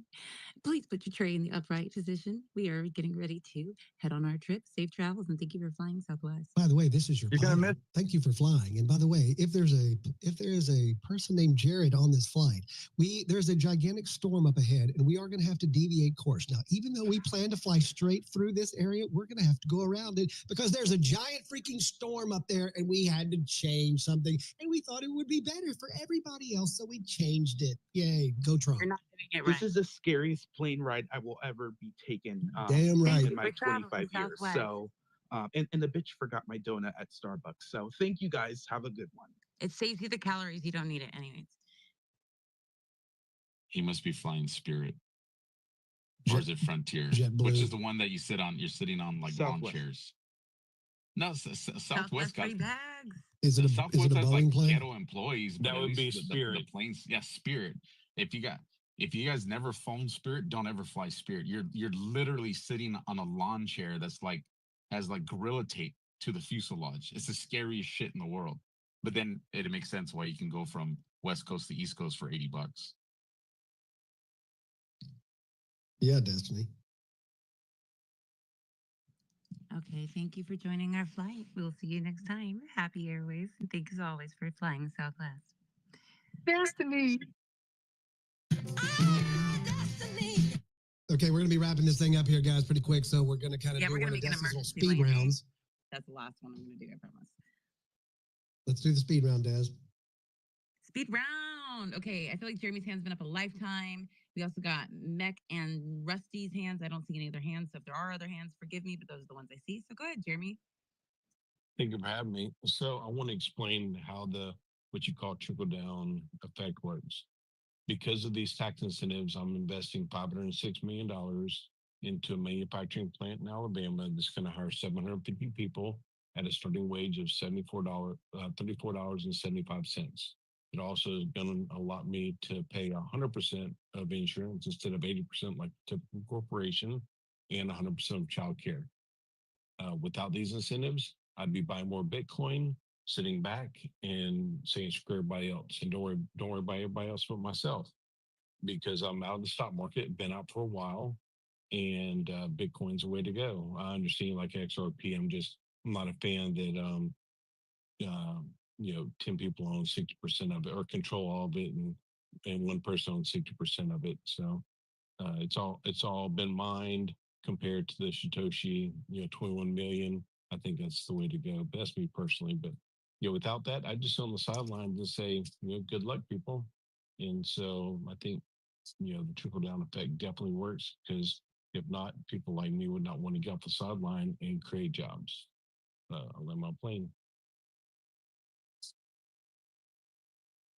Wow, killed that. Not even a comeback from Mike to push back on it. He must agree 100%. That almost never happens, because he always tries to correct me, even though he's usually wrong. But it's okay. XRP's 8x since 2021. I don't have a comeback. No one cares about XRP. Well, the people who 8x did since 2021. Yeah. 8xing from 0.00001 is like what, 1? Anyways. Well, I have to say my cousin Gary is a genius when it comes to cryptocurrency. He's the one that got me into Bitcoin. Grant is expert on real estate, and Gary is expert on crypto. And so I listened to him in Dark Side, and I wish I knew about Bitcoin back in 2010, because I would have backed up the truck. But I'm glad they had this dip, this past week, because let me buy more. I know I'll never get it at the lower price, but at some point you have to buy it. This is a good entry point for Bitcoin right now, because if you think about it, everybody that bought it in 2010, nobody that bought it in 2010 still owns it, no matter what they say, because they all sold it. The profits were just too freaking out of this world. But this is still a great price point. If it's going to $1 million, like people say, that's still 12. Well, I think it'll go to 300,000 or 400,000. I think it'll hit 120 to 130 by the end of the year. I do too. But it's the DeFi. That's the whole point. And Michael Saylor only owns less than 3%, and then BlackRock owns 2%. And so nobody's going to control it. That's why I love Bitcoin. But there's a lot of reasons, but I just didn't understand, and understanding, cold storage is huge. But see, that's the thing that's keeping the people out of the market, is that nobody in this room that's not in crypto, not a single person here knows what cold storage is. Oh, well, you all need to follow Grant or Gary. He's he's a genius. He really is. No, Gary, don't talk about him like that. That's my boy. I don't like people saying good, positive things about him if he's not here. We love Gary. Well, he's my cousin, so I mean, what am I supposed to do? Oh, y'all are do? cousins? Yeah. His grandfather Tony was my grandmother Lorraine's brother, and they were brother and sister. So we're both. I didn't know he had a cousin. I'm gonna have to get on him about that. Oh, yeah, we're third cousins, but they grew up here in my town. So I lived in Houston 18 years. I just moved back to Lake Charles until I moved to Alabama to be with family, because my sister just had babies, and I want to get to know my niece and nephew. So that's cool. Well, nice to meet you, brother. Excited to have kids that get at 40 years old. I'm like, y'all are crazy to start over. Yeah, you've got graduated kids and you're starting over. They got remarried to amazing men, but who wants to start over? Not me. I had a vasectomy. I said, screw that. There we go. I'm done. Well, congratulations on being in the room, with being cousins with Gary. Grant, tell him I said that not so good. I won't. I'll let you tell him that. No, because he's on the host. He's just gonna freaking mute me, make fun of me the whole time. I ain't gonna do that crap. No way. Well, no, I know he likes you because he talks about you. Yeah, he's a good guy. I love Gary. I really do. He's got a great. Yeah. He's one of my favorite people on. Yeah, Grant's never said anything, but Gary's talked about you. Yeah. Yeah, because I love Gary. Who doesn't love Gary? Everybody loves Gary. Yeah, absolutely. Yeah, he's a great guy, and he cares about people. That's what's important. Absolutely. All right. Well, Jeremy, appreciate it, brother. Thank you. Let's finish with this speed round, and then we'll wrap it up and go over to the private space. Go, Destiny. You had to make it weird, didn't you? You had to make it weird. All right. Mech Tensa, go ahead. Please make it unweird. No shot. Full weird coming in. Let's go. I just want to say that, kind of to his point, I'm a financial advisor by day, and literally this last few days, since Thursday, I've put more money in the market in a week than I've put in the market in probably 2 years.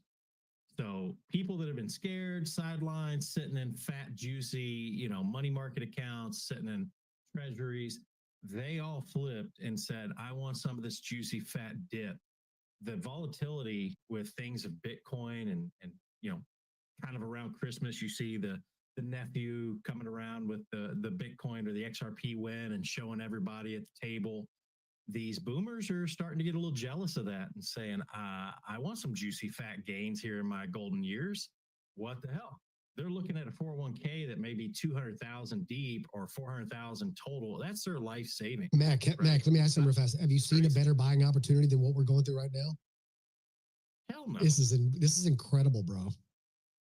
No, this is generational. What's funny is, millennials have seen 4 or 5 generational dip opportunities. It's crazy. There's like every few years, there's this crazy new amazing opportunity to make more money. And all you have to do is be able to have a little risk tolerance and have some conviction to hold. And the boomers are starting to get it. They're starting to rotate out of these very conservative positions. They're starting to rotate into more risk. I have reevaluated risk flows for most of my client base, and they've said, yeah, let's take one step higher worth of risk. Maybe I'm not conservative. Maybe I'm moderately conservative. Maybe I'm just moderate. Maybe I'm moderately aggressive. Like they're all stepping up a little bit more risk and getting exposed more to equities because of the volatility they're seeing in Bitcoin. To your point, Mike, they don't know how to self-custody it. They don't know self-storage. They don't know the terms. It's scary. Oh, password, 26 letters. I got to remember 26 words. I don't know. It's scary. There's all these hacks. I don't even know how to do it. I got to work a phone. So Coinbase and education are going to be keys to the future to driving Bitcoin. And it's going to take longer than you all expect just because the onboarding message takes longer to get in. But it's going to happen. It's just like the internet. People didn't know how to operate the internet at first. They didn't know what email was or why they needed it, right? But eventually it caught on. Now grandma email. Well, that's because Bitcoin, because it's not centralized, it doesn't have a marketing team. And their marketing for Bitcoin has been freaking terrible. But it's the greatest store. But it might be the greatest asset store of value that exists on the planet right now, which I think it is, period. I think it's the greatest store of value right now. But how do you market it to people? They still see it as like, what is it? Can I hold it? That's what Destiny does. She talks like that.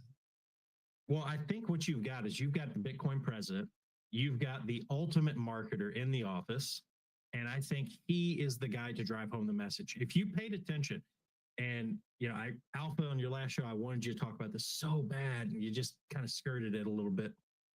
When Donald Trump came out to the Rose Garden or wherever that is with those poster boards and was telling us about the tariffs, that was marketing 101. He was educating the entire nation.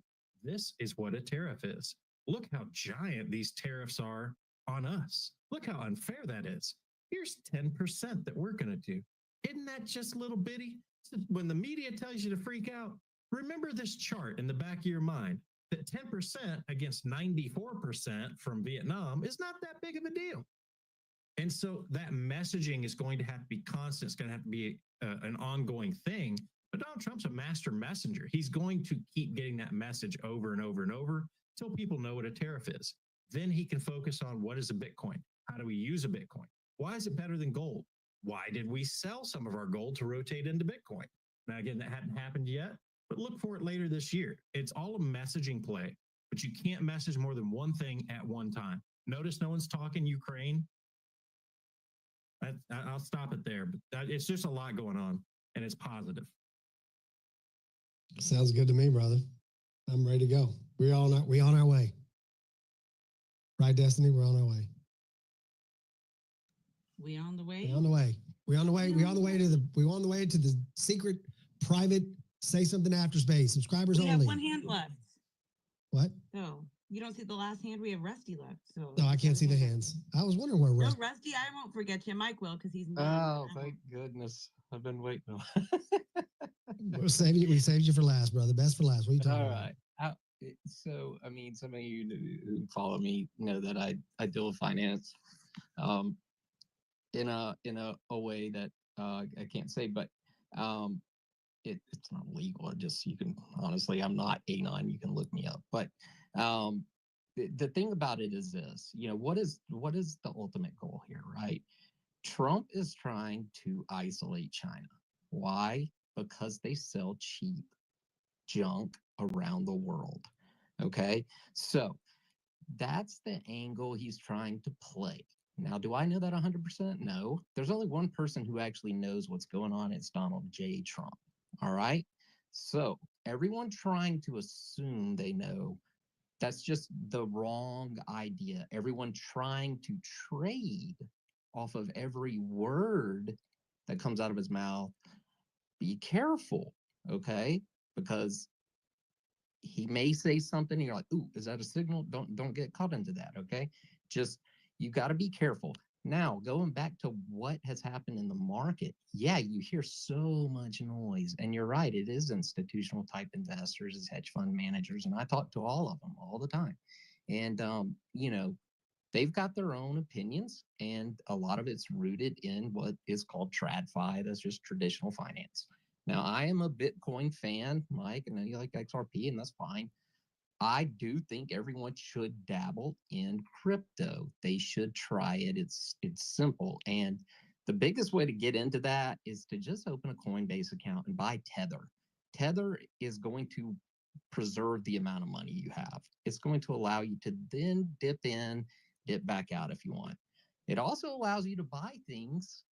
Rusty, don't hit them on the stable coin, bro. They're not ready for that. It's an angle to get them into Bitcoin. They're not ready for that, bro. Just go buy Bitcoin. Listen. I agree with that. I agree. Trust me, I talk to Dark Side, and Gary all the time. I mean, you know, and then I was on a space last night with Joe Calasari. Like, the thing is this: everyone who is not an institutional investor needs to sit back. Just relax. Don't worry about your 401k. It'll bounce back, okay? Don't do anything crazy. That is the biggest mistake I see people make right now is they go and they rush and they try and do things. Now, if you're in cash or if you're on the sidelines, you might want to see if this washes out for a little bit, right? I understand the buying opportunities if you have staying power. Now, what is all this in game here? Again, they're trying to isolate China. They're trying to use every angle they can. This is Donald Trump. What has happened? We are no longer talking about war, World War III, right? Because this is going to increase energy prices around the world for a second, for some, not exactly us. But the big thing about, oh, we're going to wash away, get rid of the Fed, we're going to not have income tax, that would be awesome, but it's a long ways away if that were to ever occur. It's the dream, right? It's the dream. But I just say that to tell everyone, just be careful. Don't do anything drastic right now. There's no need to. Trump is doing his thing. Nobody knows what it is ultimately going to be, but one thing is certain. China is becoming weaker and weaker by the day. Now, they do have staying power, but they are becoming weaker, right?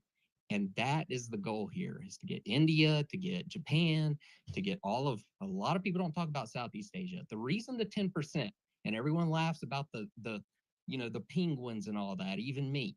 You know why he did that? Because admittedly, his 2018 China tariff, guess what happened? They moved manufacturing abroad and circumvented it. That is why he has it literally everywhere you can imagine. All right. So it's going to stay. EU can play this game all they want. It's going to end. There's two people fighting right here. It's Xi Jinping and it's Donald Trump. And ultimately, this is going to come down to, let's see how weak we can make them. Let's weaken them further. They do not own the majority of the debt. It is Japan. Last night's rates were because Japan was selling. It wasn't China. So I say all that. Everyone stick with the guy, because I'll say this. Everything he has said he's going to do, he does. And everyone who was warned about the tariffs, all the Wall Street guys, I've heard it from their mouth verbatim. They did not protect their downside. They tried to calculate the tariff. That's what they spent their time doing. And then they were like, oh my God. And they lost their butt on everything. So I say that. And then the last thing I'll say, this is a spiritual battle too. Okay. This is a spiritual battle going on. As a Christian person, Shane, you all know that about me. I got a space with Mo later. I'm co-hosting Monet.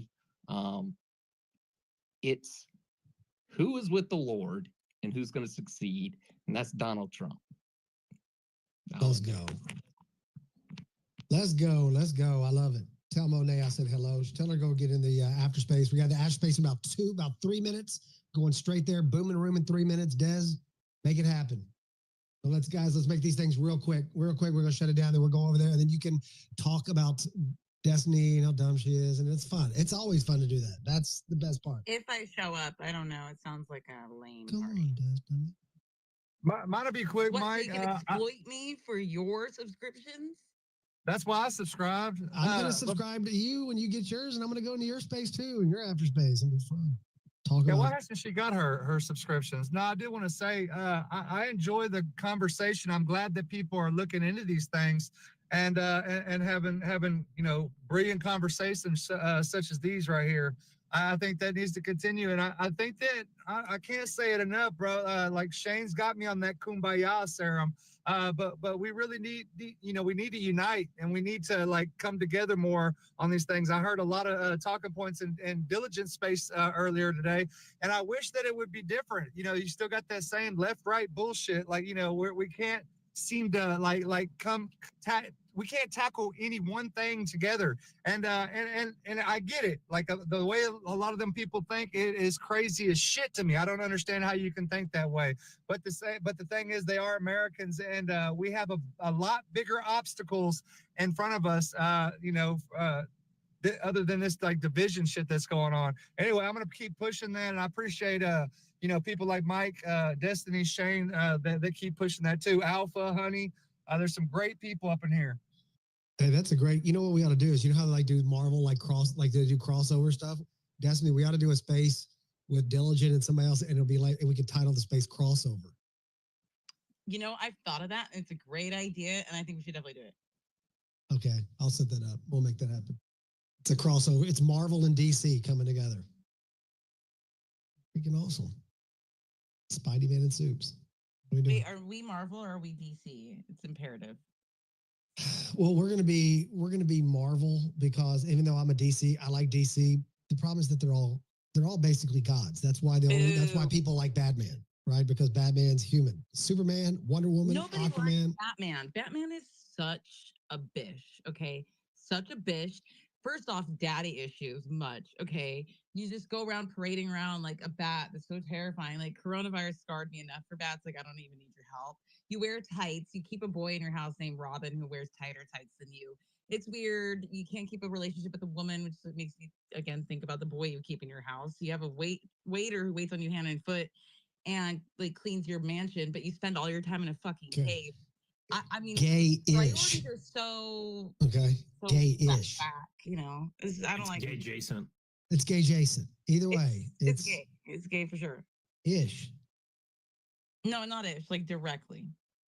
Ish. But rest in peace, by the way, to Val Kilmer, who played my favorite Bruce Wayne. Horrible Batman, wonderful Bruce Wayne. He had like all the elegance of being a billionaire rich snob, and he was horrible at the Batman part. He was not scary at all. It's funny that people bring up Val Kilmer for playing Batman when arguably outside, even more so than George C. Scott's Patton, Val Kilmer's Doc Holliday is arguably the single greatest performance in cinematic history. Completely agree. Now, I want to tell something to the room because somebody commented it on my Val Kilmer Rest in Peace post, and it blew my effing mind. If you're in here, I forgot who it was. I would recognize your face, but this was the most crazy thing. The famous line from that movie, which I've seen probably 10,000 times, right? The famous line for him is, "I'm your huckleberry," right? When he's talking to Johnny Ringo in the forest, right? Everyone knows what I'm talking about. I'm not spoiler alerting it. If you haven't watched it, shame on you. You deserve to have a spoiler alert. Yeah, but they asked Val Kilmer about that rumor, and he said what it was. I'm getting to that. Okay, sorry. Okay, so he doesn't actually say, "I'm your huckleberry." It's because the accent you hear huckleberry. That is not. Listen, he literally did an interview where he said that was a rumor that was like, it's a hucklebearer. It's like when it's the a people. Hucklebearer. No, it's not. He literally said it's a huckleberry. Like they asked him about, based on that rumor, he said that I'm your huckleberry, because they did say I'm your huckleberry. That was a phrase they said back then. He literally said in an interview. I've looked at it. There's nothing about Tombstone I don't know. Anyway, a huckle is the handle on a casket. When you carry someone's casket, you're their huckle bearer. I've disproved this thing 30 years ago. This thing is freaking If I 1992. was lied to, I'm going to unfollow. No, that is a rumor. Like today. That is like, a rumor. I will never because I've told like 20 people this already. So like that's egg on my face. The rumor went around for a while, but Val Kilmer disproved it. Though. Right now. Destiny, you saying it's the thing on the coffin, right? Like the huckleberry? Yeah, because I used to think it was like a huckleberry, like a I don't know, like No, one of those he little. says huckleberry. It's like the phrase is "I'm your huckleberry." Like that is what it's the things. She's right. No, she she's really not. is. It's not. That's a huckle, and the person who carries it is a huckle bearer. But they asked Val Kilmer, "Is that what you're saying?" No, he said, I "No, I'm saying like, I watched the scene last it night. is I'm your huckleberry." He doesn't say huckleberry. Yes, Like, he does. Yes, he does. He doesn't. literally said it out of his own mouth. I say, Show I'm it- your show it huckleberry. in the after I have the script for the movie. Show I have stuff from the I hate to say kidding me? it, but Mike is right. I mean, I'm the biggest Tombstone fan. I can quote same every here, same part here. of that movie at all times. I've seen the little behind the scenes, the making of. I've seen I've seen the I whole can movies with quote Kurt Russell. All of it. All of it. What? My thing is this, Mike. I thought that way the whole time, and then somebody's corrected me with Destiny style. Like I don't even know what's real anymore. I'm your But huckleberry. He wrote about it, like Mike. No, Mike is correct. Oh my God. Mike's got Look, I have one Tombstone. less person I can do right Mike's now. got I'm going to my page. I'm finding the comment. You are done, son. You are done. We are no longer friends. Just wanted to tell you, you're sitting in my chair. How Is dare that you right? lie to me? That's Oh, right. no. But the irony, though, so like, I think it's important to capture this moment. That's an ingenious line because he was both. Now, granted, he didn't carry the dude to arguably to his grave. But the irony that line basically was both, right? Another irony with Val Kilmer is that when he insisted on doing the part where when he died, where Doc Holliday died with his boots off, and he looked down at his feet and said, well, "This is funny." And the thing is it was ironic that he died that way. Val Kilmer was a huge practical joker, and the irony is that he died on April Fool's Day. And they've made up a rumor that he's died before, but it was an April Fool's. Well, Dies on April Fool's said Day. that about his boots, right? Yeah, he said about dying with his boot. He wanted. That's why because he had tuberculosis. He wanted to get killed in a gunfight, Exactly. but he kept beating everybody in the gunfights. He was that fast, and that's why he wanted to die in a gunfight. So he died with his boots on, and he wouldn't have to die a long, slow death. And that's when he looked at his feet and he realized he's going to die with his boots off. And he said, "This is funny." Mike, I've been to Tombstone, Arizona. I have too. I went on a vacation. That was awesome. That was a good time, bro. I didn't think it was. It was a shocker how good. I stayed in the Tombstone Inn. Dude, that whole area. We went on a huge thing from San Francisco. We drove back from San Francisco, went to that big meteorite landing hole and all that kind of stuff out there in the Grand Canyon. Them huge cactus, bro. Them cactus are huge. Yeah, it's good stuff. It's a good area out there. It's something mystical about that area out there. I don't know how to describe it, but there's. Well, that casino out there was at Tucson. That was mystical too. That motherfucker ate my pockets up, bro. I'll never gamble again in Arizona. I still have in my room here. Let's see. I have a little shot. I have my little shot glass. I'll take a picture of it in a minute and show it to you. But yeah, I've got Tombstone stuff. They're in here. Freeman Actual, that's your name. How dare you lie to me? You are unfollowed and unfollowed until you can redeem yourself with truth. Yes. Right. I'm sorry. That's what I screenshot it. I'm unfollowed. Wrong. Sorry. We're sorry for questioning you, Mike. Sorry. It's okay. It's No, I'm understandable. sorry, they're a liar. I didn't question. I've watched it 1,000 times, and honestly, Destiny, I had the same question because I couldn't I was like, what did he say the very first time I saw it? Why, Ed Bailey, are we cross? If I thought you weren't my friend, I just don't think I could bear it. Yeah. That's like the best. Now we can be friends again. Freaking love Tombstone. Quote a line. I'll do dialogue. You know what? We're going to go to the after space. Save it for your after. We're going to run lines in the after space. We're going to run Tombstone lines right now. This doesn't concede, Doc. Hell, that is a hell of a thing for you to say to me, Wyatt. Perfect. Billy Bob Thornton scene. Mike, what did he say? Billy Bob Thornton scene. Is that something I can help you with? My sister's car. I feel like I'm playing with my sister's children. I feel like I'm playing cards with my brother's kids. Jesus Christ, I'm playing cards with my fucking brother's kids. Is this something I can help you with? Just want to let you know you're sitting in my chair. Is that right? That's right. Well, I'm awful scared. I can see that in your eyes. Okay, Mike, Now, I'm listen here. leaving now. Are you going to just stand there and bleed? Goodbye. Okay, sorry. Anyway. Y'all killed some cowboys. Well, Johnny Tyler, madcap. Where you going with that shotgun, Johnny? Dog, I didn't know you was in town. The best is say win, bro. Say win. Say win. Bye, Mike. Well, I was not quite as sick as I made out. Okay, stop it. I'm not doing it anymore. I can't help it. Everybody hates watching that movie with me. I ruined it. Okay, we're going to go run lines in this. We're going to do a tombstone run line after space. Okay, Mike, shut up. Shut your mic. Shut your mic, Mike. Give Scott Pressler a chance to come up here. He's scared. He's not going to come up. I'm going to give him 10 seconds to come up here, and then I'm just going to boom the room right on his freaking face. Take your time. Use all 10 seconds, Scott. I know you're not going to do it. I know you're not going to do it. We're going to boom the room. We're going to end the room, and Pressler ain't even going to get a chance to. He doesn't have. There's no chance. No chance this reverse psychology is working, is it? No, I don't think so. Well, for surely he'd come up in a great day like today, Mike. It's been a very patriotic day. I know. I think it's got to come up. He's just, look, the thing about Scott is he's just not willing to put in the work. Okay. And that's the thing. That's what it comes down to. Is like, we're working, right? We're here making things happen. What's Scott doing? Huh? Looks like a freaking heavy metal freaking rock star from the 1980s. Yes, he's got great hair. Yes, the boots are fantastic. Yes, he wears clothes well. Has a rock star mentality. Yes, he can flip his hair back with the best of them in the world. Bastard. But he's not willing to put in the work. See, we are, Coyote. That's what separates us. We put in the work. Oh, that's what separates you. See how I lowered my voice at the end there with the we put in the work. That's what really makes it hit home. So I hope your folks are listening, Scott. Ashamed of you. Hey, it was good to see our friend Mr. Harbaugh, though, with the network access. That was group good. right there. Yeah.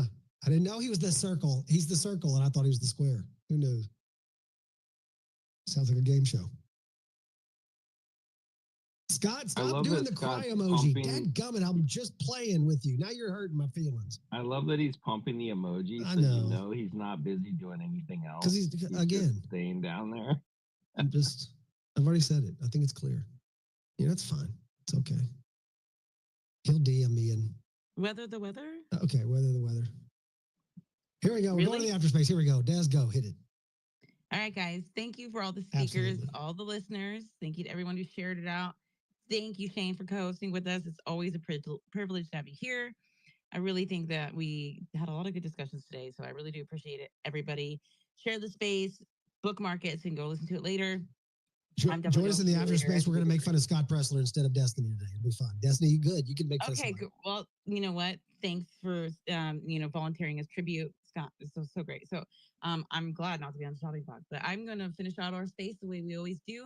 Thank you guys again for coming to say something. We're here every Wednesday at 6 p.m. Eastern. So we will see you guys next Wednesday. We'll see you in the after space if you're really special. And without further ado, whether the weather is cold, whether the weather is hot, whatever the weather, we're in this together, whether we like it or not. Good night, everybody.